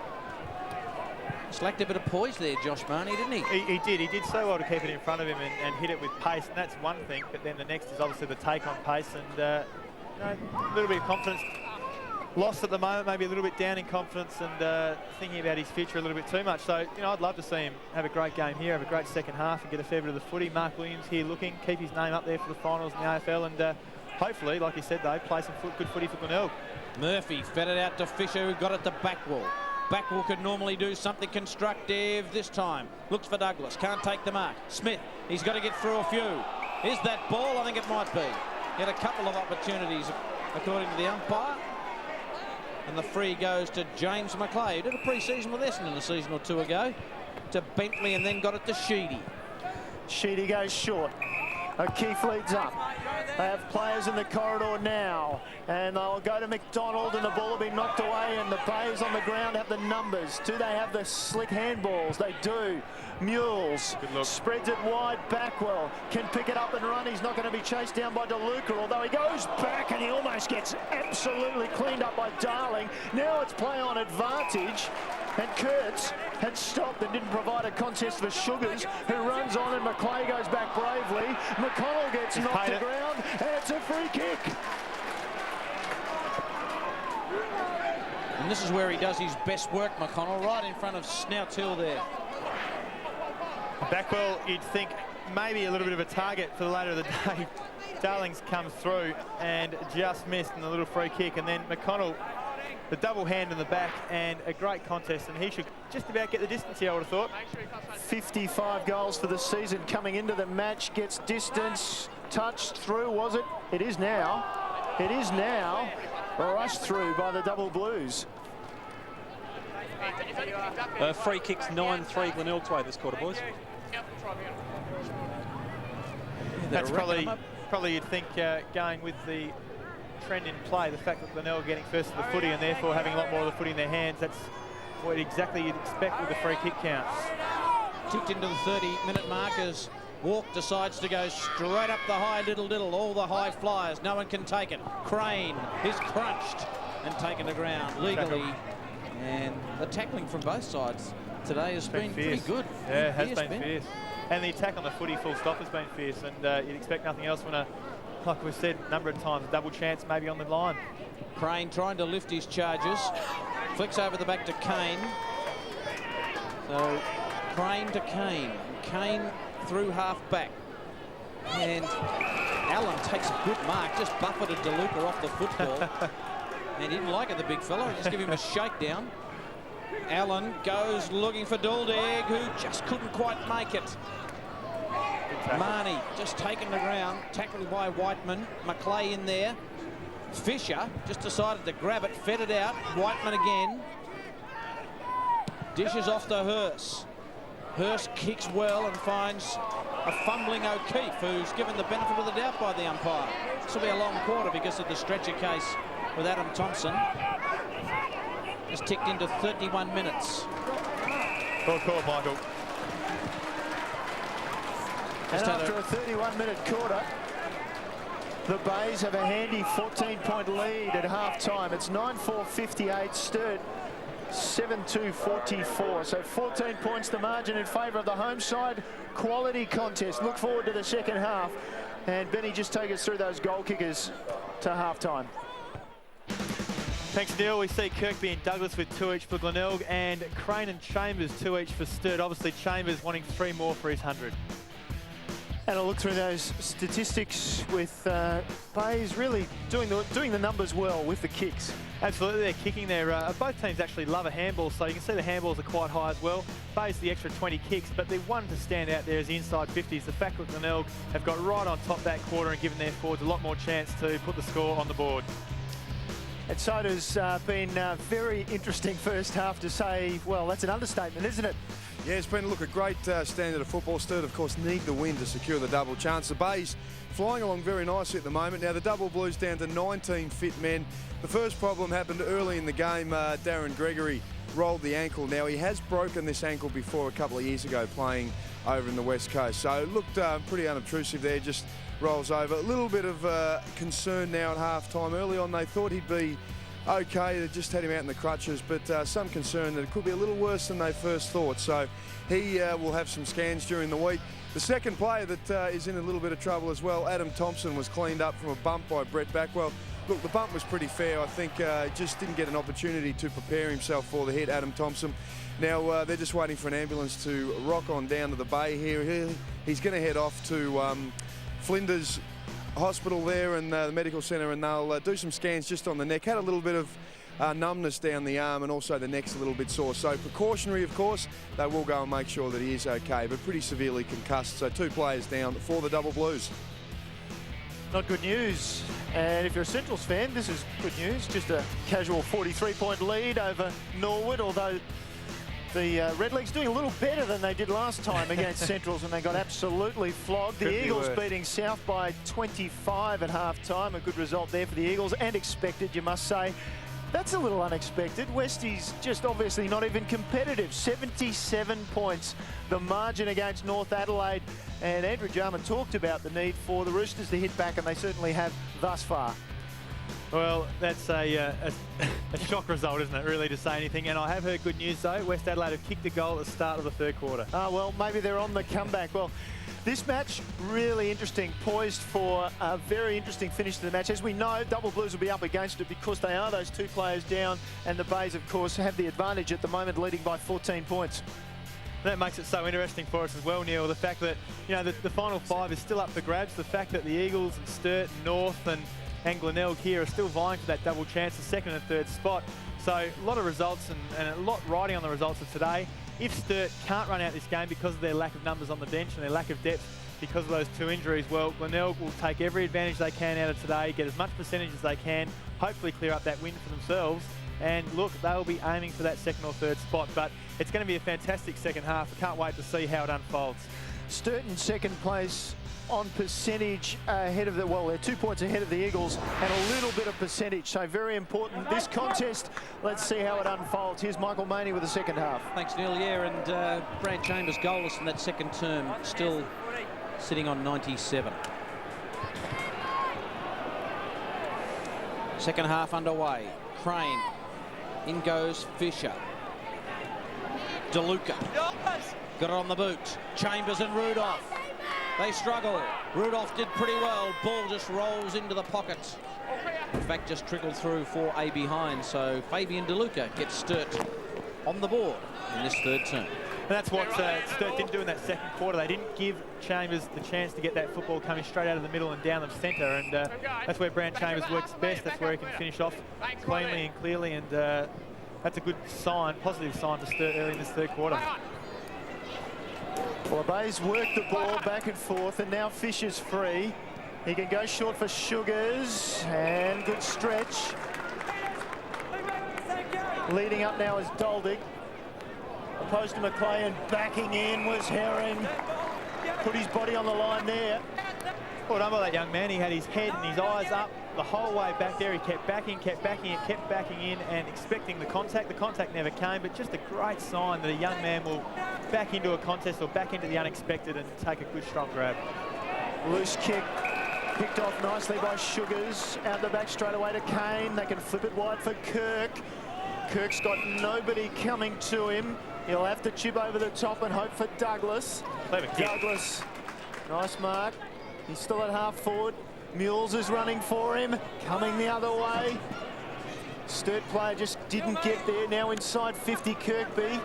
Feeds it back to Mules. Short pass, couple away for more. Had the ball knocked away, was good enough to go back again. Got one high from Crane. And it'll be a free kick to Ben Moore. Just clumsy again, Neil. Didn't need to do this. He's been gang tackled. That left arm came straight across the face. There it is. It was an obvious free kick, and again, it was 3-on-1 there.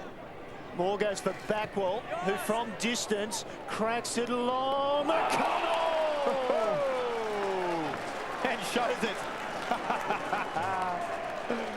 So the goal sneak has taken the big mark, and from the angle shouldn't have too many problems. Good to see those Sturt youngsters in the background there too, just trying to pick out what happened or what didn't happen there for their team. But McConnell, a strong grab and should finish. He kicks 20% of the Bayes goals, or he has this season, and he pops that one through. Perfect start for the Tigers in the second half. That's an important start for Glenelg, not the start that Sturt would have liked, because they are going to be pushing for numbers later in this day. See McConnell coming from way behind, no one checking him. You'd probably assume that DeLuca, being the big body there, would have backed around and blocked the run of McConnell. Great shots from our goal umpire Cam, exclusive to ABC TV. And Glenelg often running in this third quarter. Sturt needing to rebound and rebound fast. Goal number 56 for the year for Justin McConnell. Pretty accurate too, 56-26. Clearance goes to Fisher, to Moore. So a 24-point lead at the moment to the Bayes, and they push forward again through Murphy. Murphy kicks to the pocket to the man of the moment, McConnell, who can't snag the footy. It'll be a boundary throw in. 64 plays 45. There's Justin McConnell, always wears the long sleeve Guernsey. We haven't seen him in a short sleeve one since he's been here in Adelaide over the last couple of years or so. But he's got some wonderful talent, young man. DeLuca went it alone and went straight to Murphy. Crane can't wrench it off him. Douglas is always dangerous on his left to the top of the square. McConnell's got it again. The body work on Fiddick was exceptional, and he's got the strut going at the moment, Justin McConnell, and it'll kick his second within a minute or so. It's a beautiful left foot kick by Douglas right to the hot spot, knowing that McConnell's one out. McConnell's strong against Fiddick in his first game, and should kick his second in a minute. Straight through the middle. No problems. It's a 5-goal deficit if you're a Sturt supporter. 3 goals for the day for McConnell. Again, Douglas driving that kick in on the left. Beautiful run around the back of the pack. Glenelg's starting to get on top of the stoppages early in this quarter. McConnell too strong, as I said, for Fiddick in his first game, who has got a little bit of the football today and been a little bit impressive coming out of the back line.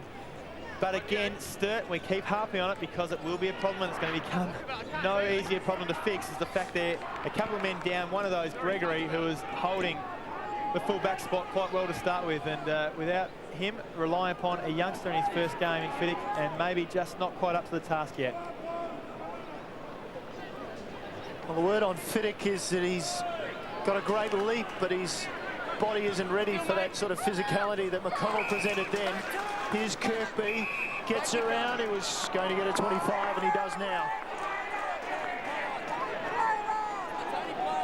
And now, advantaged by that, he's going to be inside 50 looking at goal. Button is the man who was penalised. It's a pretty good 25 too, Neil. I'd like to buy real estate off that umpire. It's very valuable down here. No doubt. They're giving it away, though. So here's Kirkby, inside 50, goes high, but goes straight. 31 points the margin.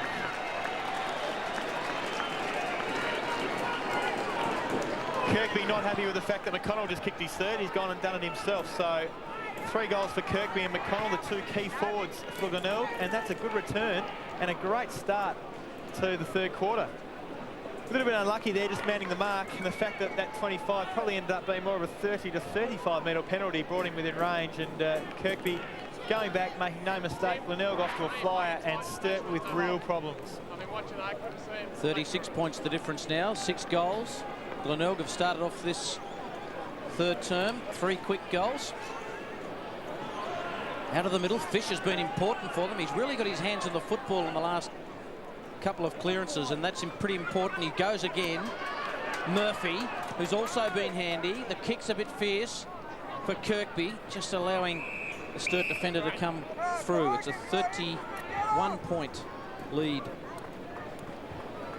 to Glenelg. Boundary throw in.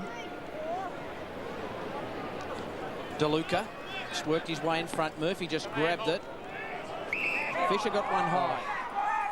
Sort of ducking the head as he was going to ground, and he might be a bit lucky to get that free kick, but Fisher's started this third term in explosive form. Wobbly old kick to half forward. Hinge, who spent some time on the bench in the second term. McConnell has played for the free kick. Hinge back in again. McDonald there also for the double blues. It's great, Michael, isn't it, to have the technology to have one of those umpires out there mic'd up, and you see McConnell take the big dive back and throw the arms back in the air, and the umpire give it the no, you're not falling for that. This is Evans clearing the way, looking for Bratton. Got a good bounce, and the kick just past Sugars and squeezed it down the line and found O'Keefe. Darling with a long lead. He's worked hard to get into space and takes a nice mark, and he's off in a hurry, and it was out of bounds, said the boundary umpire, so it'll come back for Darling, who wanted to get the ball forward to an open 50 where Chambers was waiting. It was a great chase too by Benny Mills, and he pulled him down even though he knew the ball had gone out, and Darling trying to catch Mills unawares. Mills, with his experience, being right onto that. Crane slipped out a hand pass. Murphy taken to ground by Darling. No, refused to yield. The battle of wills. It's not just about the fact of getting the footy, it's also these little battle of wills that continue on all day. DeLuca took it out of the ruck. Umpire said that was okay. Now Bentley inside 50. Chambers on the lead. Rudolph did well. Now he gets dumped. It'll be a free kick. It'll be Rudolph will take it because Chambers, frustrated, just dumped him to the ground behind play. A little bit of frustration creeping in. Maybe a little bit of pressure starting to get to Brad Chambers. Sugars wide for Kirk. Ball holds inside the boundary line for Kirk. Under pressure from O'Keefe, gets it to half forward. Moore couldn't take it. And now Button taken to ground, and the umpire will call for a bounce. 60 from the Bays goal. They lead by 31 points. You'd think they have control of this match. They've no doubt got control. They had control at the end of the second quarter. Had a great second quarter with Glenelg, and they've continued on with the first 2 goals of this. They've both been able to fight back, and that's the thing. And like you've said, Michael, you actually made point of it before, the fact that Sturt have started each quarter quite slowly, so they haven't had a goal in either the first or second quarter for the first 10 minutes of that. And again, here we see it. Just about to tick into 10. Here's Douglas. Long raking kick, and guess who? And he just shows the world that he's got the football. And He'll boot his third for the quarter. He loves kicking second half goals, McConnell. We saw him break a game open here a few weeks ago where he kicked about 6 in the second half, and he was a terrific player, and he's just exposing that little bit of a mismatch with the first gamer in Fiddick, and Ricky McGowan will probably look at that after this floats through for goal number 3 for Justin McConnell. It's out to 37 points. I realised why I had the score mucked up a minute ago. I had the half-time score wrong written down, so I've done pretty well there. But the Douglas kick was exceptional. It was a great kick, and look, he's starting to become very dangerous, isn't he? And the fact that he can get on the end of footy, you know, when it's coming in so quickly like that, he can get on the end of it so well. He can really damage you in a very short space of time, and we've seen that again today. And look, he hasn't had a big first half, you wouldn't say, but he's kicked 4 goals now. He's kicked 3 this quarter, and he's taking Sturt apart down back again. Missing Gregory and missing that tall defender is killing them. DeLuca out of the middle, 4 unanswered goals for the Bays, and they have taken charge. Here's Chambers on the lead. Rudolph should have got a free kick. Chambers around the corner with the snap. Somehow he snuck it in for the minor score, and I suspect Brad Sugars and a couple of the Bays players thought that didn't even sneak in for the minor score.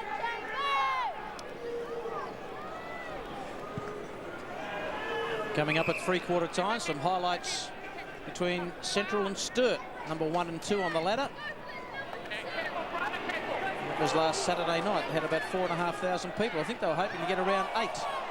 They didn't quite get that many down there, so it was a pretty decent stoush, and Central's really flexing the muscles there, Ben, and really showing that they're no doubt the real deal this year. That's right, 3 games clear on top of the ladder. Again, you know, Central's lost so many players over the last couple of seasons, but they just keep surprising us, and they, well, maybe they're not surprising us anymore. We just know they are such a good team. They're so strong, and whoever steps up for Centrals makes an impact immediately. The big question in this game, can Sturt surprise us with just the 19 fit men after Thompson was knocked out in the second term, and Darren Gregory was carted off on a stretcher with that ankle problem. So they have a bit of a problem, and on the bench, nowhere to go. Another ball up coming up. You got some of the top ball winners in the first half of footy, Chris? Yeah, certainly do, Michael. For Sturt, Bentley 21, Sheedy 12, Thompson 11 for Glenelg, Fisher 18, Kane and Mills 14, Backwell 12. Boys, marks inside 50 for the team so far, 7-3 Glenelg's way. Sturt haven't taken one since the 6-minute mark of the second term.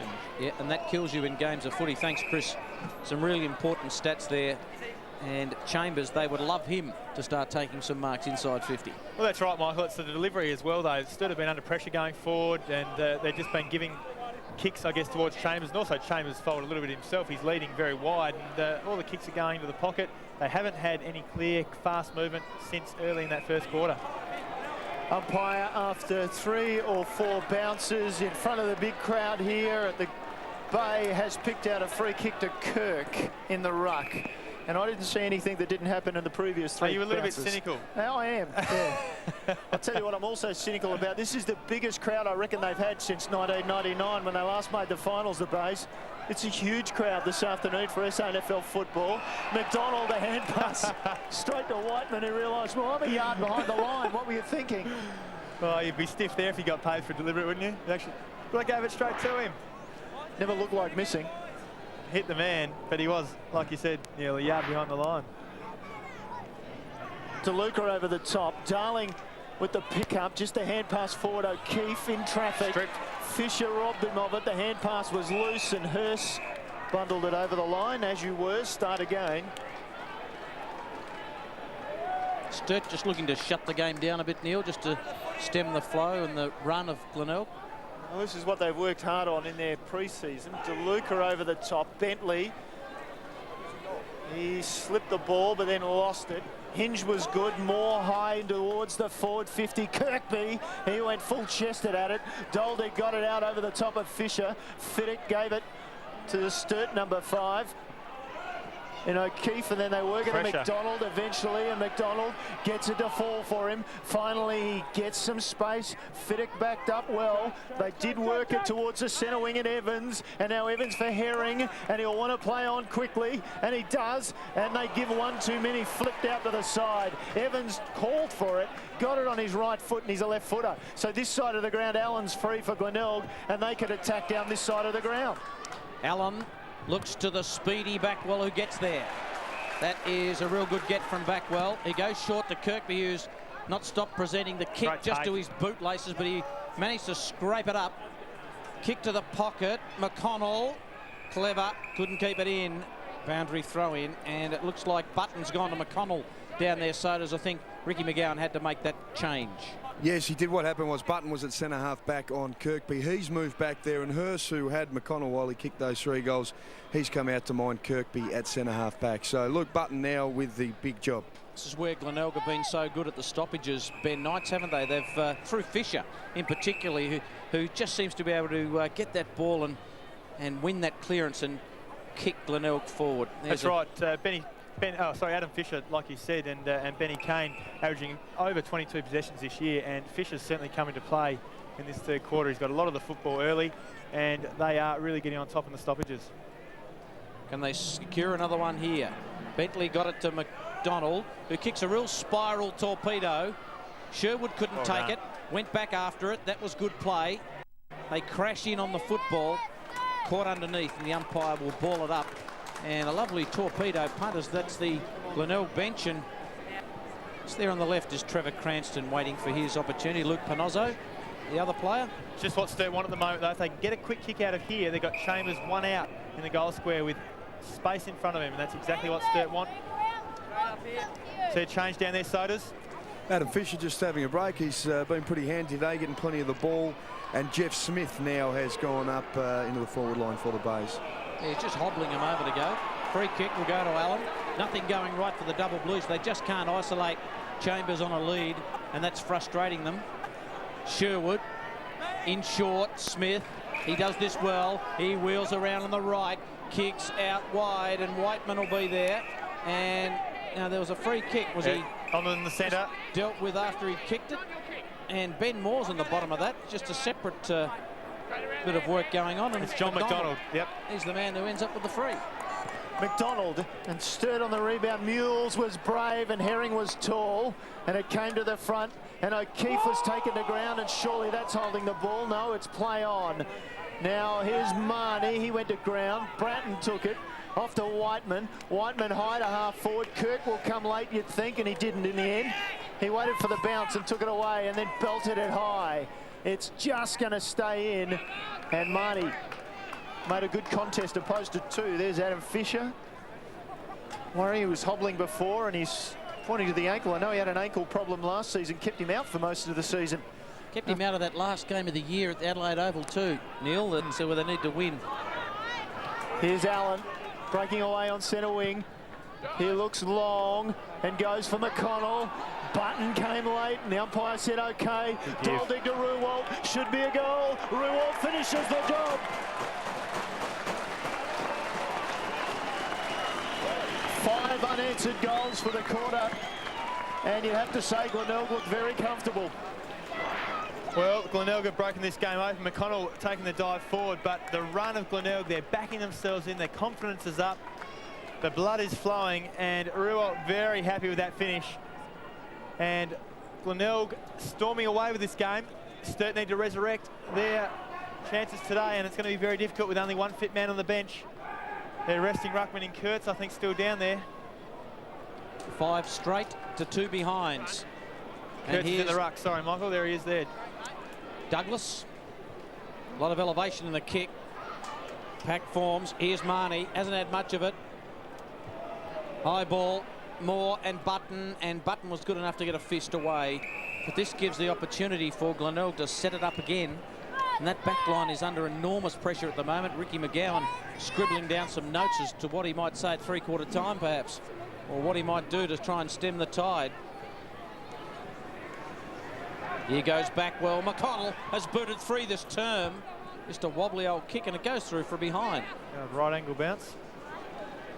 Hasn't McConnell been instrumental in bringing Glenelg back into this game? He sat on the bench for the first 20 minutes of the game, and since being on, he's given them a great focal target, as he always does up forward. Double Blues look to run. As is their way, they share it and share it again, and now Walk drops it in short. O'Keefe has got players in the middle. That's where he goes quickly. Went over Kurtz's head to Crane. Crane knows. Get it on quickly. Look for Chambers. 3-on-1. Chambers, no chance. Sugars cut him off. So Sugars takes off and McConnell gives him a long lead. And going back was Darling, he won't get there. Umpire called play on advantage. No, he didn't. I thought he was going to play a free kick there. Now Crane. Mules did excellently. Well done. He rips it away, and I think he'll get a bounce out of it in the end. No, he won't. Taken by Darling. Good footwork. Got around Murphy. Now he goes backwards.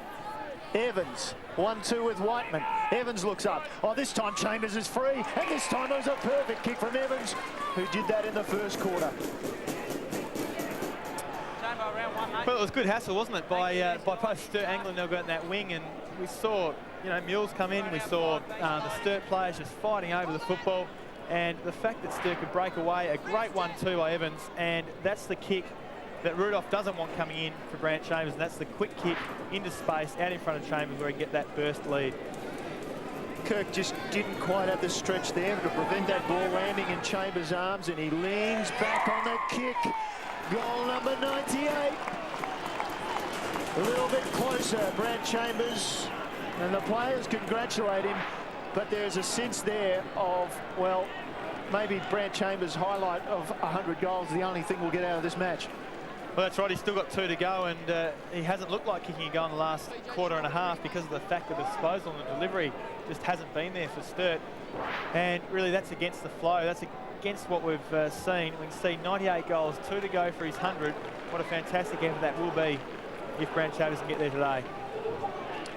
Double Blues get their first goal of the third term. They only kicked 2 in the second term, so they've scored just 3 goals, 1 since quarter time, so it hasn't been the best of times for them. In the centre, few players around it. Fisher's back on. He's in amongst it. And another ball up. There's Kurtz, just a bit of a hobble. There, the number 17. Got the better of that. Knocked it down. Sheedy, who's gone out of the game a bit. He's had a few mates. Here's Darling. A handball back to Hurst. Now Hurst has got to measure the kick and find McDonald in the wing. Now he can run. He needs a shepherd. No one going with him. Smart enough to get around Allen. Then kick. Looking for Chambers. On a lead. Rudolph came from nowhere. Crowd applaud the attack by Rudolph. Well done. And he got it again. And kicked to the wing. And they applaud the wonderful tactics, defensive skill of Sammy Rudolph. And that man there, extremely happy about the situation as they ball it in on the wing. That's a great spoil. He backed himself in. But Marnie was never going to get there, and Rudolph, just to follow that football, chase it up, put another bump on, and then get the ball cleared way out of there, attacking 50. Sturt's attacking 50. That was just great football, and he would be probably the man here most unhappy if Brant Chambers kicked his 100th, you think. Definitely. It's probably an obvious statement, but I'll tell you what, he's worked hard to not let him kick those 5, I'll tell you. Backwell taken down in a heavy tackle by Whiteman. Falls for Fisher. Fisher down the line. Just gains 20 metres or so, McClay. And just hoping to hold the ball in there was the Glenelg player. But it didn't work out that way, and Doldig forced to hand it over. Ball thrown in. Kurtz slipped the hand pass to Crane. Applause for Backwell taking a seat on the bench, and John Hinge going back on the ground. A luxury Double Blues don't have, some interchange options. They're working hard at these stoppages, Sturt, but Glenelg working harder, it seems. McLean Dolby has been a really good matchup today. I've enjoyed watching those two big, strong men go at their football. Sheedy, and then to Walk. And Walk off the left leg gets good purchase. Coming late, Sherwood. Thumped it to the front, Marnie. 2 hard men meet, Marnie and Whiteman. Sturt get it away. Evans, we know he's a long kick, and he just took too long before he kicked. Here's Moore. Lovely long hand pass. Douglas backing from here, class player. And Richie Douglas kicks the goal.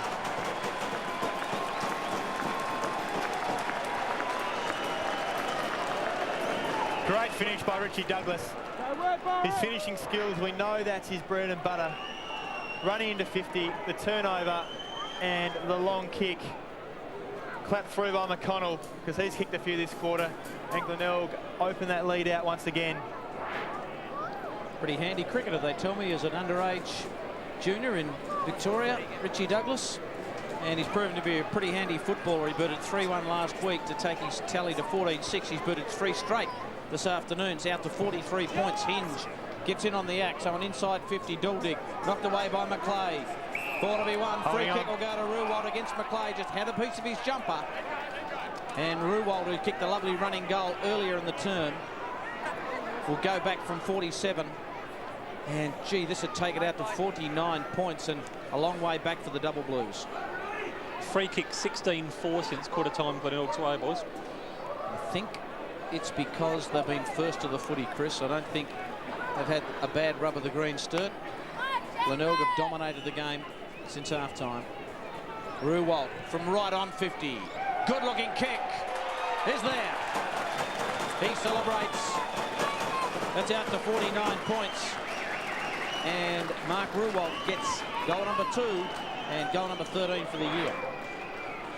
Well, remember, boys, there's a little bit of importance riding on the percentage today, and also the fact that Glenelg had that draw earlier in the year. They've got the extra 2 points.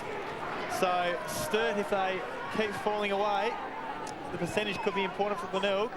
And depending upon the Eagles' results and North Adelaide results, Glenelg could be a chance for that double chance. Just on that, North Adelaide going into this match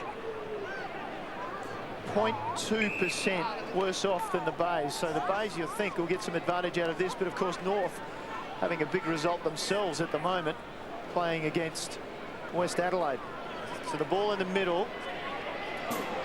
Bentley caught. Fisher came in, obviously recovered from that foot problem. Now comes McDonald. He goes long. Here's one-on-one. Chambers and Rudolph. Chambers. Goal, Chambers, 99. Oh, and didn't he show his strength in that situation? There was nothing Rudolph could do. There was no run Rudolph in that one. And Brad Chambers has been out in the sun because I reckon he's got a bit of Rudolph on the old nose. But won't he love it if he can get that one more? It was great by Chambers to hold the position, to hold his feet, and then off the ground, quick thinking, and the big grin comes out. It's amazing how few opportunities Chambers has had today. Apart from that first quarter, we had 2 goals from, you know, quite a few inside 50s for Sturt. But since then, the opportunities have been limited, and he's still ending up with 4 goals. He has just been the most dominant forward in the SANFL competition this year by a country mile. And the crowd is building behind him too, in anticipation that he may get the 3 figures. Cranston's handball away to Mills. Kick around the corner. McLeay off the ground was clever, and back to Mills, who marks in front of Sheedy. The skipper of this well-drilled unit this afternoon is on the wing. Smith gave him something short and decided to go longer into the pocket. At the back, come on! Taken by Kirkby. He has been terrific so far today.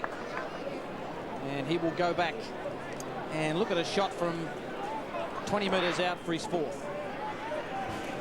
It's inexcusable by someone like Fabian DeLuca there to get the ball or have the ball kicked across the top of his head. He really had to push back harder. Kirkby has got it. It's back out to 49 points. Kirkby's got 4, a couple in this term. 8 goals for the term for the Bays. We see the kick coming in, Michael. It's not coming in fast. It's not running football. Plenty of time for the Sturt defenders to get back. And for the 3 Sturt boys all to jump against each other and let the ball over the back, that is just inexcusable. And I'm probably harsher on big Fabian DeLuca because of his experience and the fact of his size. He cannot let the football get kicked over the top of him going forward. Should not have an uncontested mark, especially when it's going that slowly in their forward line. Won't be much time left in this quarter.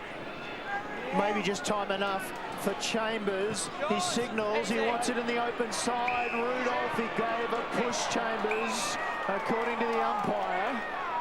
And Rudolph will take the free kick, and 25 as well, because Ryan Darling took too long to throw the ball back, and maybe Chambers said a few words, and now it's 50. So again, some valuable real estate being eaten up by the umpire as he gives Rudolph the extra distance. And those kids waiting behind the goals at the southern end of the ground may have to migrate to the northern end of the ground for the last quarter. Hinge with the lead and drops it for short for McConnell. And McConnell's content to take his time, and that's good experience from the man from North Ballarat. It's a football factory, North Ballarat. It's amazing how many magnificent players come from that area. McConnell, good distance, accuracy slightly astray, and through for the Miners score. And at three-quarter time, that just ticks over the margin to 50 points. And there's a few headaches for that man, Rick McGowan, as he just plays with the magnetic board and realises, well, there's nothing much I can do. The frustration very much evident for the Sturt coaching bench as we look at that scoreline. 17-6, 108 from Glenelg, and Sturt 9-4, 58. Well, the premiership quarter there for Glenelg, they have put their mark on this game. They've stormed away from Sturt. Remember, Sturt second on the ladder. We have a look there, Kirby and McConnell kicking goals. Douglas sneaking in as well with that beautiful finish from outside 50. Ruwalt as well with his second in that quarter. On the other hand, the man of the moment, Brant Chambers, can he get his 100th? Because that could be the only thing Sturt have got to look forward to for the rest of the day. Yeah, 50 points the margin in statistics. Free kicks 25-13, inside 50s 40-27, and 16 centre breaks to 13. And we won't go through kicks and handballs. Just the dominance that Glenelg is showing. That's exactly right. And the inside 50s, the stats that matter. Absolutely. Well, the stats that matter last week at Central District were won by the Bulldogs yet again over the Double Blues. It was the clash of the top two teams in the competition, and the Double Blues had beaten Centrals earlier in the season. In fact, it was a shock victory, I think you'd say, earlier in the season. Certainly, I mean, but Sturt therefore took that confidence into the game. We're expecting certainly to battle it out, and it wasn't as if they got blown away by any stretch. And it was a great night. It was a great contest. See a fantastic grab going up there, and look, Central Districts just keep astounding us and amazing us because they lose players every year, yet the pickups they have and the young men that step up each week for them are just, you know, it's just fantastic. An interesting handball coming out there and another great finish. But what they do so well is their forward pressure. Central Districts is better than anyone. You'll see a lot of crumbing goals like that one where Central Districts from their forward pressure are continuously turning the ball over, and Sturt with a few more inexperienced bodies probably coughed up a few of the football, or a bit of the football in Central Districts forward 50. Again though, it didn't get blown away and they kept coming, and it's really exciting times for Rick McGowan. Some of these younger members of the squad mixed in with that age and experience with guys like Weatherald and obviously Nelson, who isn't playing at the moment, and Whitey, and then you know, there's a number of them, Feast as well, who come back. So they've got things to look forward to, Sturt, in the finals. Today, not the best best show of that. And last week, maybe a little bit disappointing, a little bit unlucky to go down to Central Districts. Third quarter really costly as it turned out. 5 goals to 1 from the Bulldogs machine. And although they came back in the last quarter, in fact, kicking 5 goals to 2 in the last quarter, the Double Blues, really, they were shot to pieces at three-quarter time. Yeah, and unfortunately today we're seeing the same sort of thing. So the fact that Chambers, and he was Sturt's best by a country mile, Chambers finished with a bag of goals again, as he's done so often this year. You know, it all goes well for Brant Chambers, it all goes well for Sturt when things are working for them. And I guess you'd expect that from a less experienced squad, inexperienced team. 7 goals, 1 for Brant Chambers in this match. But it's interesting, as we watch through these highlights, the number of times the Dogs able to get the ball into the corridor, secure a mark or a free kick 25 metres out from goal. They get opportunity after opportunity, and 16-15, 111 to 13-5, 83. Pretty comfortable, I should say, victory. Not really comprehensive, but certainly a very comfortable victory, and stands Centrals in good stead as they go into the finals. Double Blues, on the other hand, well, they've got their work cut out in this last quarter. That's an understatement. Going down to have a listen to the Glenelg huddle.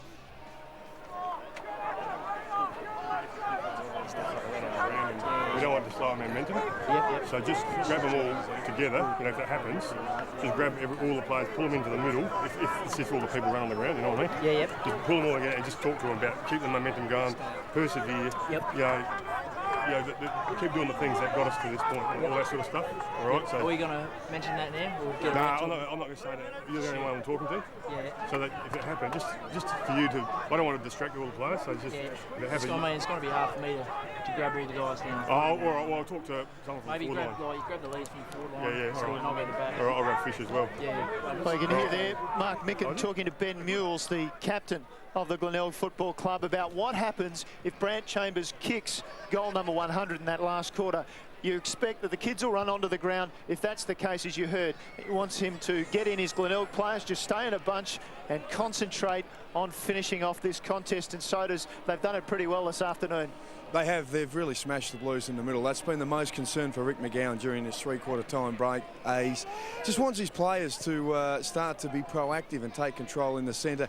Andrew Whiteman, the tough nut of the side, the vice-captain, he had the boys together before McGowan came out and implored them to take control in this term.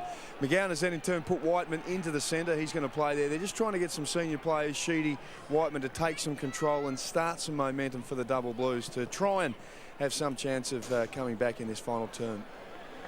Rick McGowan just finishing with his squad as we look around the grounds, and Central District again giving Norwood, bad luck Benny, a fearful hammering. 62 points the margin there at the Norwood Oval. At the Woodville Oval, Eagles very comfortably by 65 points at three-quarter time, and a progress score down at Prospect Oval, with North Adelaide decidedly increasing their percentage with, what's that, a 96 point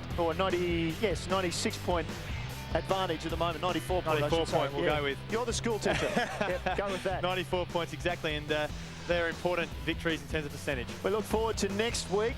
Eagles and Glenelg, that can turn out to be the winner gets the double chance. Sturt and North is another one that will depend on who gets the double chance as well.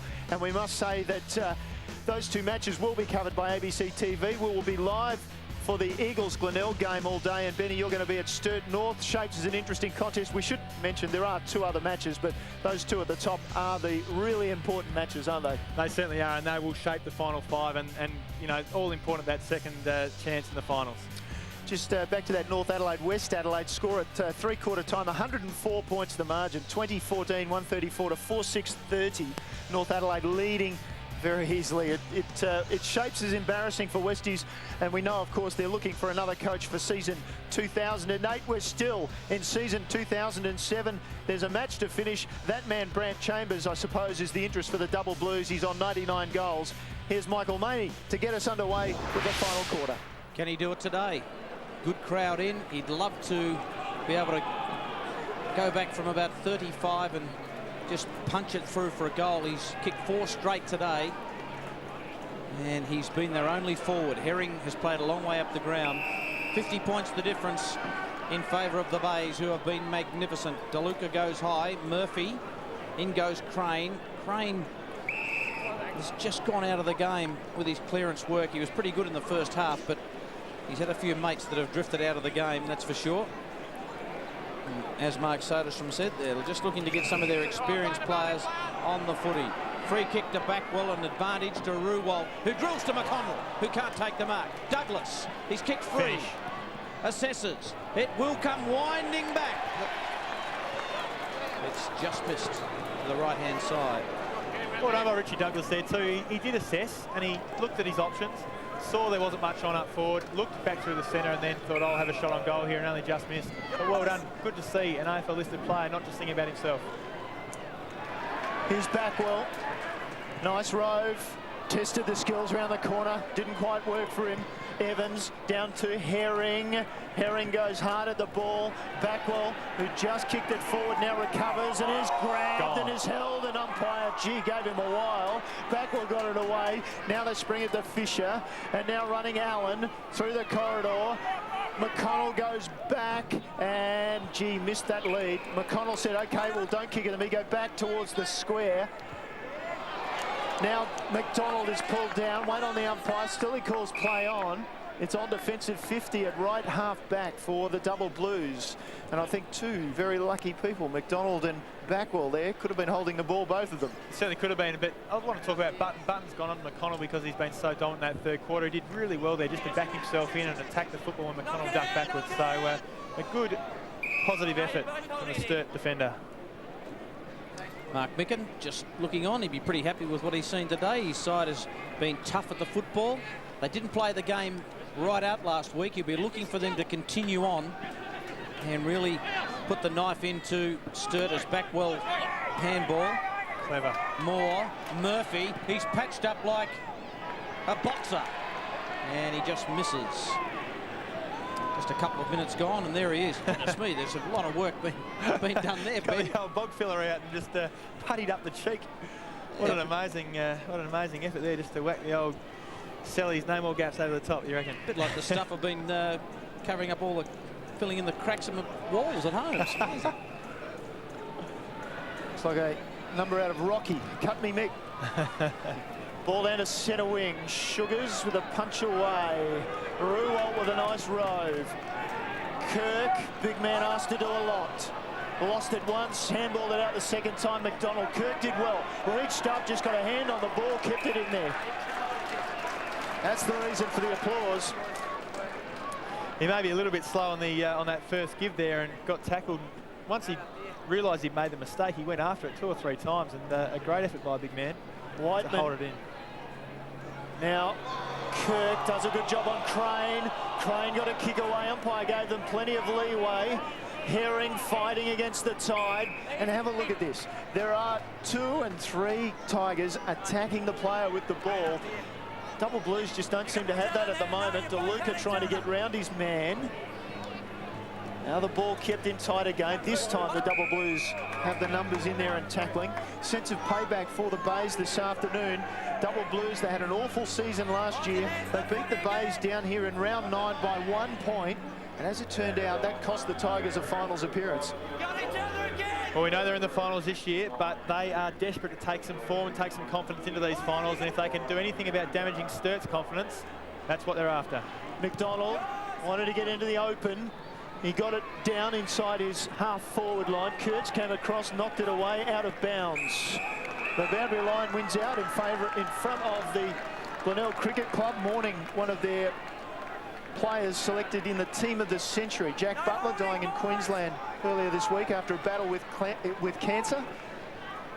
So the Glenelg Cricket Club. Jack Butler went up to Queensland, started to be known as Jack the Slasher. Had a bunch of grocery stores up there. I was hoping that was the story. I was a little bit worried for a second there. Heard of Mac the Slasher, but not Jack the Slasher. His Slasher Mules has got it at half-back for the Bays. Over 5,000 people here, I reckon, at this ground today. It's been a wonderful turn-up. This round 22 clash. Mules kicks to the wing. Kirk and DeLuca. DeLuca knocks it away. Crane is able to get on his own and then kicks, looking for Darling in the pocket. He's got to do some of his best work here, and Fisher just says, he got me around the neck, umpire. No free kick. No, not much in that. Little touch. Brief.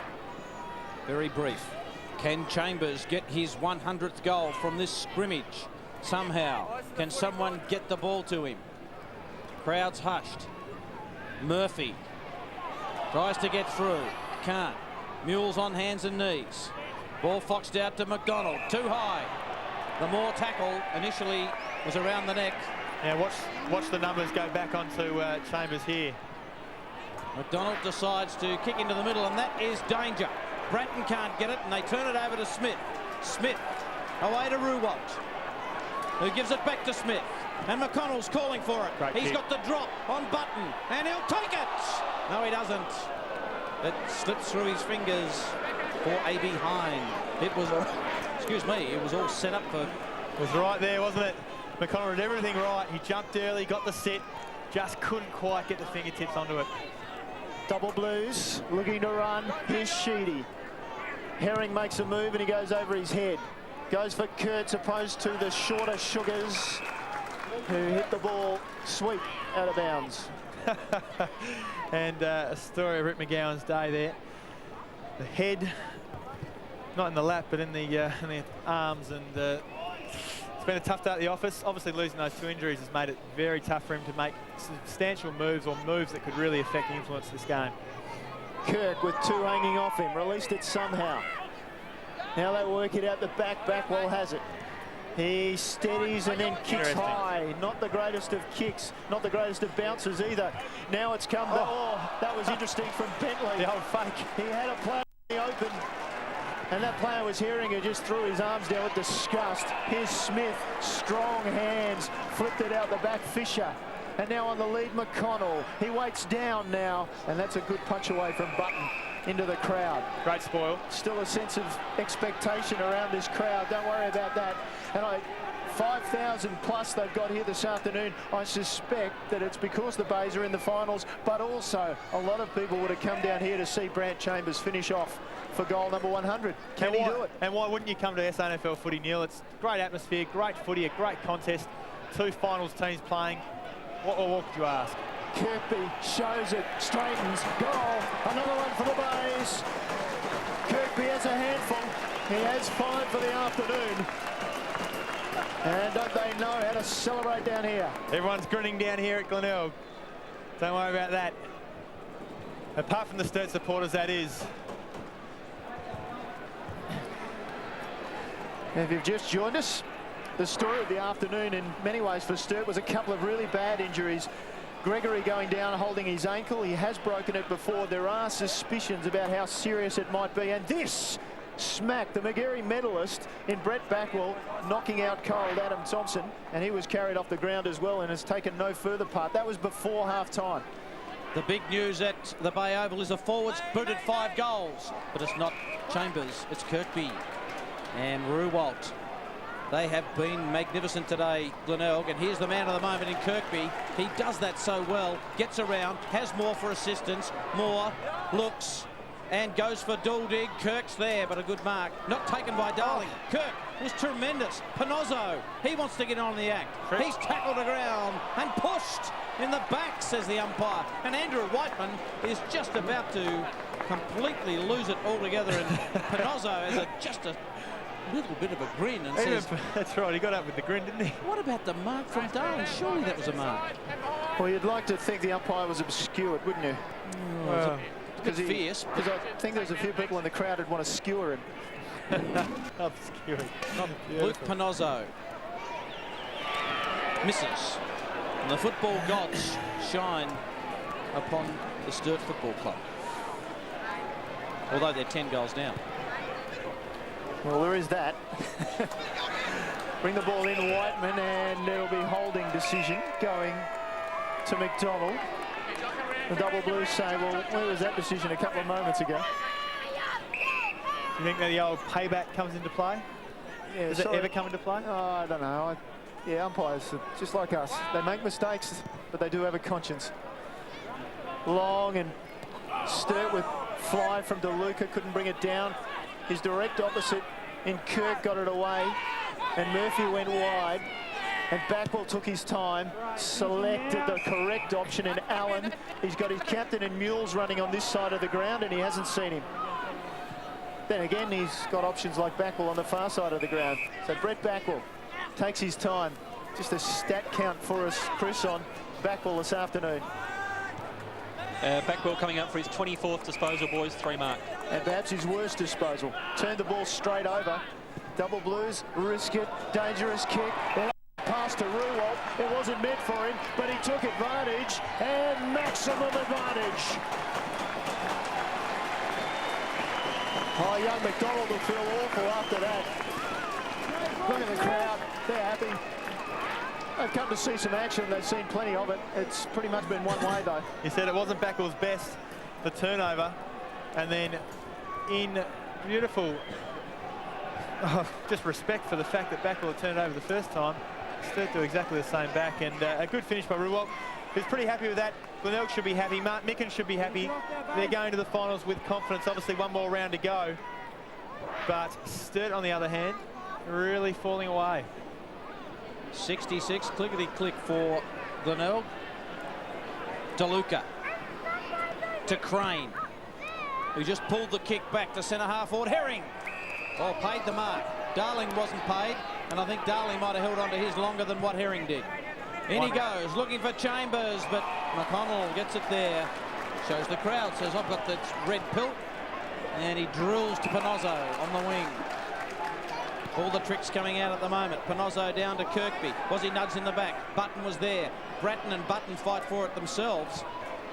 And a lack of torque there sees another ball up. There's Ricky McGowan, who... Has he got any hair left there, Ben? Yes, there is hair there with Rick. Hasn't gone grey yet. That'll come after a couple of years. The frown lines are developing nicely. Yes, yeah, that's one thing that does happen. Kirk, ping for throwing the footy. And some Sturt supporters says, thank goodness we got a free kick. What's the free kick count? 27 to Glenelg, 16 to Sturt. As Bratton boots long. O'Keefe's got a good run at this, but Marnie's too clever and takes the mark, and they're away. To Backwell, and he can play on, and he can either go inside, which he chooses to do, and he goes to Douglas. He had the option of going for goal, Backwell, but he chose the corridor and the correct option for Richie Douglas, who kicked 7 straight when these teams last met and was a decisive force at the Adelaide Oval. Really positive signs, aren't they, for Glenelg Neil at the moment? The fact that Backwell running again into an open goal, probably would have kicked from 50, 45, would spot up Douglas inside 50 and make it a lot easier. Douglas leans back, doesn't know, and that's why minus score.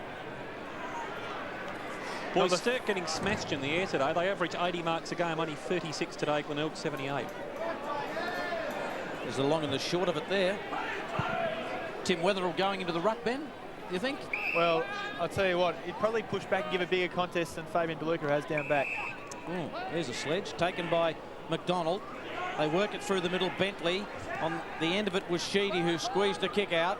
It ends up with Bentley. Bentley, 60 from goal. Piercing kick. Will it round through? It does.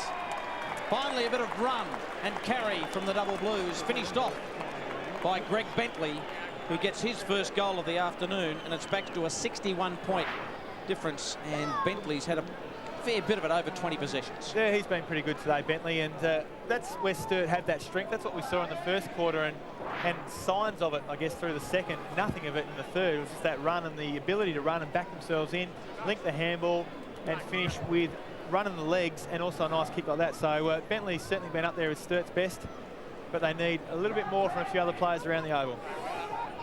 Bentley with a Rolls-Royce finish. It's been pretty good for the Double Blues this afternoon. Umpire Colin Ralston puts the ball up again. Murphy, Sheedy had been tackled, released it somehow, McDonald, and now Evans, and he goes high to half forward, and they'll contest there, and Marnie went back, and it's play on. Weatherall wants to go short, does he? Here it is, Chambers, one out in the square. The big man couldn't take it through for the minus score. The whole crowd, I think, even the Glenelg supporters, just urging Brant Chambers to see what the celebration will be like if he can get that one goal. Ruwalt got the staggers, then flicked out a throw. Here's an opportunity. Crowd. Chambers is on in the pocket. Really want it. Herring's looking for him. It's waiting for Chambers to get back. Still on. He's gone in short. Here it goes. Chambers can't take the mark, and his teammate has in Walk, who finds himself inside 50 taking a mark, which has been a rarity for Sturt. He's booted one walk, so one straight. So hadn't booted a goal before today. Tell you, I thought the whistle went a little bit early. Then I thought, hello, Chambers picked up the softest free kick of all time here. We're all getting ourselves ready. Walk. Preferred his first shot on goal. Ben was a little bit different to that one. Just pushed that one away to the right. Just pushed that a little bit to the right. And again, though, positive signs. He's been one of the real positives for the day for Sturt again. And I guess through this season, a couple of their young guys coming to the fore. And Walk's been really super impressive as a young fella. Long kick in, and the veteran Sherwood taking the ball. Sherwood can go long for Marnie. Tries to carry over Herring. Ball to ground. Herring stood up well. Now he gives it to Bentley and Sheedy. And Sheedy takes his time and selects half forward Darling. Weatherall's running for him. That's where he goes. 3, 4, 5, 6 players between him and the goals, and of course between him and Chambers, and he just sneaks it in for a point. Last two contests Josh Marnie's been at, he's fallen over both times, boys, and I know Glenelg are so far up, and it's probably not going to matter that much in the whole scheme of things, but you'd expect more of Josh Marnie. He's gone to ground twice and just not made a contest and let Sturt run the football away. He has announced his retirement. Is he on his last legs? Keeps falling over. Well, he's on his last knees. As Cranston can't take the mark. Sherwood, geez, a good defender, Sherwood. Has been so for a long time. McDonald just went to ground. Smith got a hand in on it, but Sheedy's just slipped him with a clever handball to Walk. Walk to Bentley. Now Bentley cuts through the middle. He goes long, looking for Chambers. He goes up, and Rudolph in front. Can't complete the mark. Still a chance for Chambers. Free kick. Will come back. It'll go to McConnell. And McConnell gets the free kick. The crowd just can't. Trying to will Chambers. He's chasing. He's trying to snag that elusive. One goal. Ruwal just through the tips of his fingers, and Moore decides he'll just take it over the line. Boundary throw in. We've ticked into 17.5 minutes in the last term. Not long for Brant Chambers to get his 100th. I don't actually think it's just the 100th goal he's after either. I think he's trying to chase down Brent Backwell a couple of times. I think he's trying to maybe even the ledger for earlier in the day. Last thing you want to be is suspended on the eve of your 100th.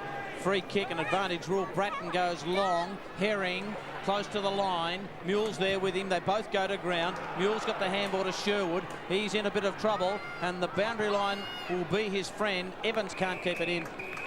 This time it's a boundary throw-in.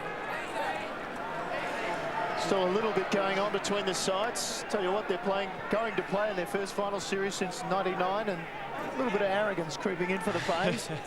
Certainly number 33's had it in spades. Here's Weatherald. Oh, he went for the long smother.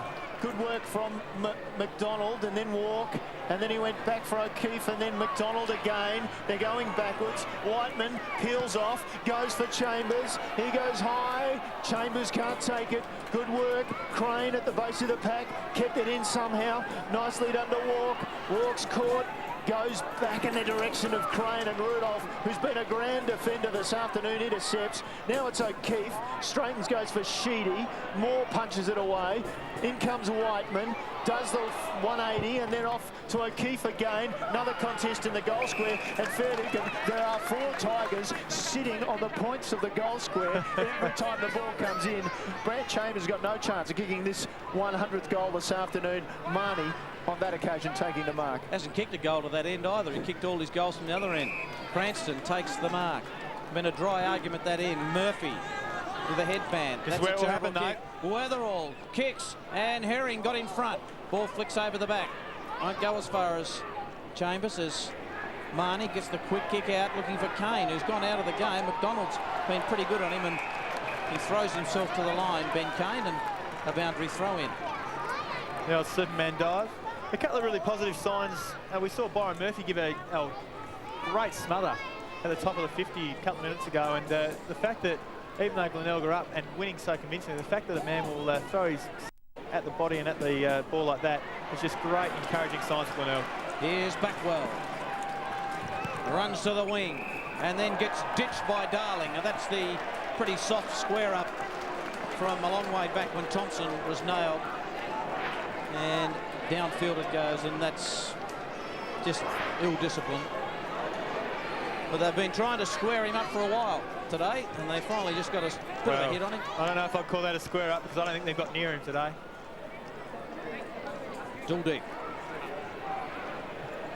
It's booted one. Coming back.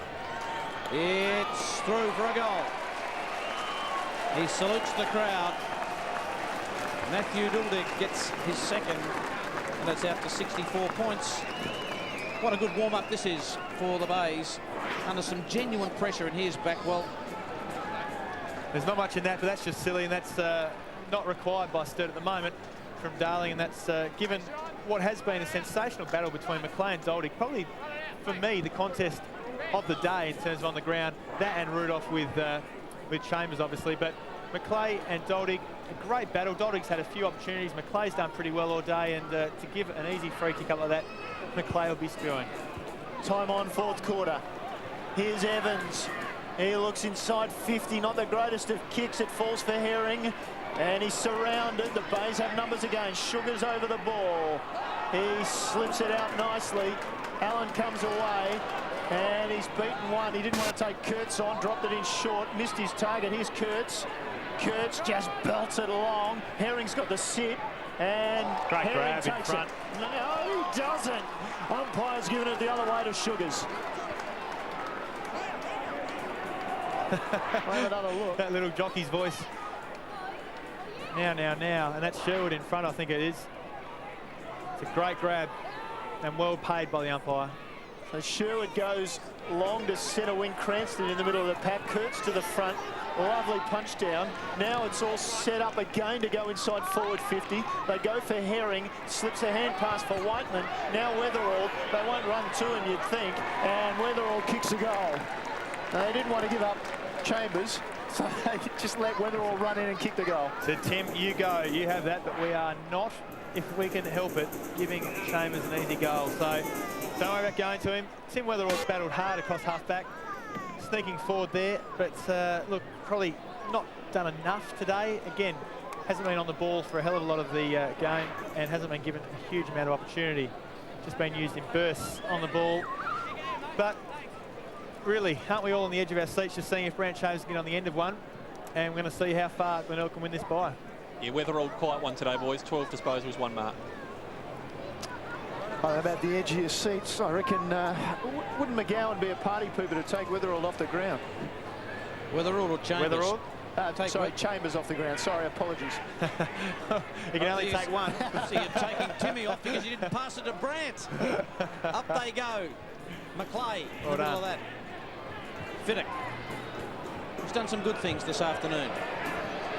Evans. To Kurtz. Chambers needs Evans up the other end because he's delivered a couple of magnificent passes to him today, resulted in goals.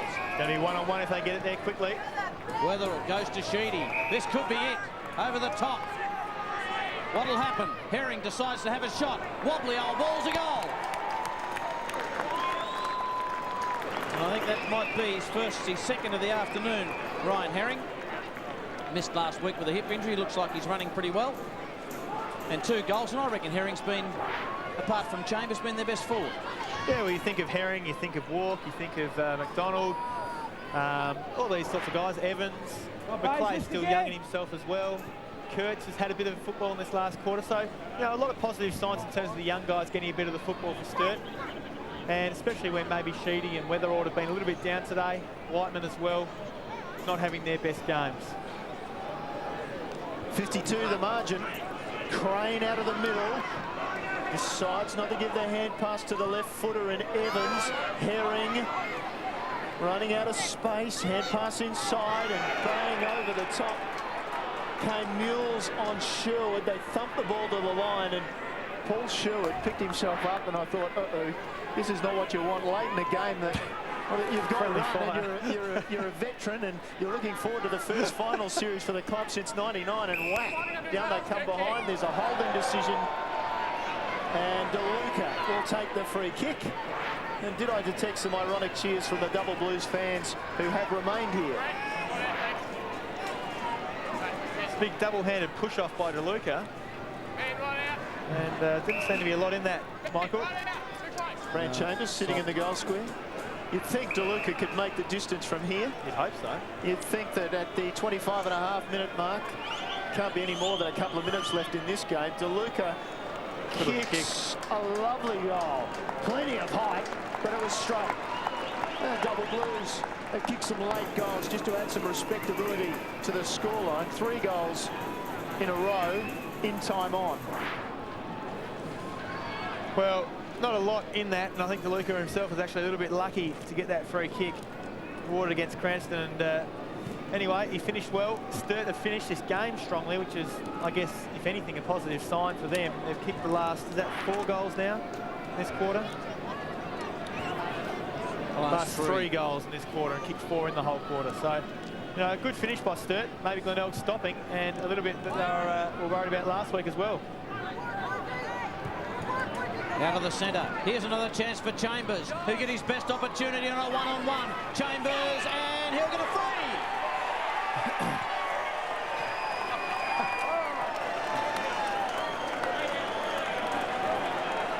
Brant Chambers. Let's just wait for the crowd, though. I'm going to argue, Michael. I don't reckon the free kick was there. Try and tell that to the Sturt faithful. Brant Chambers for goal number 100. He's got it! What an achievement by Brant Chambers. Michael have snuck out on the ground there. Amongst the hysteria, they are going absolutely crazy with Brant Chambers. I think you better take it, Michael. I think Soda's been lost. He's been swamped. Have you ever kicked 100 goals? Sodas, I tell you what, they're mobbing you down. I think he's getting 100 kicks at the moment. I tell you, Michael, it is mass hysteria here. The Blues have had nothing to cheer about all day, but the Brant Chambers chant has started. They're pumping him up. Well, Sodas, they're still coming, mate. They're running from the far end. There's more to come yet. You know, what I like about this is the kids have taken the footies onto the oval and just having a kick to kick. They've given up touching Brant Chambers. Thankfully.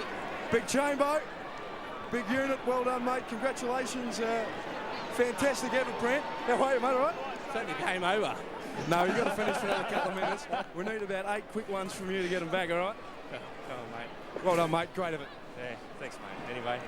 Yeah, he just wants to get on with it by the look of it, Sodas. It's the game over. It'll take a He wanted to get off. He's had enough. I think he might be thinking, does that goal win it for us? Boys, first Sturt player to kick 100 in a season since Ian Wilmot, 1985. Well done, Chris. It is your job to come up with a stat like that. Well done. Oh, that year Wilmot kicked 123 and finished second in the Ken Farmer. Wow, and don't they love it here? We've forgotten it. Where are we? We're at Glenelg Oval, 2011-131 to Glenelg. They lead Sturt 14-7-91, and Chambers has got 5, and he's booted 100 in the season. They've cleared everybody off the ground, and we get some normality back into our lives. 40 points the margin. Brant Chambers, 5th Sturt player to kick 100+ goals. We've got results from other grounds. Central's been ignored by 51. The Eagles beating South by 103. That's a huge margin for the Eagles. They're not a real high-scoring side. North beating West by 104. Port, of course, having to bye this week. This match surely has only a couple of minutes remaining. Just a quick note that we can't go beyond 5 o'clock. So here's Chambers on the lead. He might have another chance. No, he won't. Darling will line up for goal. Double Blues have finished this match pretty well. They've kicked the last 4. I think you could say the Bays have stopped, but they've really got it under control. But Double Blues have kicked the last 4 and a chance to kick 5. Once again, Ben, Mark Micken said in the paper during the week, we faded out last week. That's exactly right. Done it again. Exactly right, Michael. Ryan Darling, all 8 on it, a goal. 5 goals for Sturt to finish this match in time on. And that's, you know, it's a little bit concerning, I guess, for the Bays. As we just go back and recap on what the Double Blues fans will see as their highlight of the afternoon, with Brant Chambers kicking his 100th goal of the season. He's been the leading goal kicker for Sturt for 5 years running. Of course, this will be his 6th year running, and he will be the Ken Farmer medalist. No doubt, he's almost 50 goals ahead of the second-placed players in McConnell and Blackco, so he's had a sensational season. Great to see an ex-Subiaco boy who's made good in the SANFL playing in Sturt. Subiaco. He's there for 5 minutes. Hey, ex-Subiaco boy. I think he's got you, Neil, on a technicality taken by Mules. Away goes Cranston with a high kick. Who can take a pack mark? Ball hits the ground. Hurst is there through the legs of Fiddick. Thought he got a nudge. Surely a free kick. McConnell hits the deck. And there's a siren. It's all over. And a 34-point win to Glenelg. But the big story out of today is Brant Chambers boots his 100th goal. Yes, and no doubt Double Blues mixed celebrations tonight.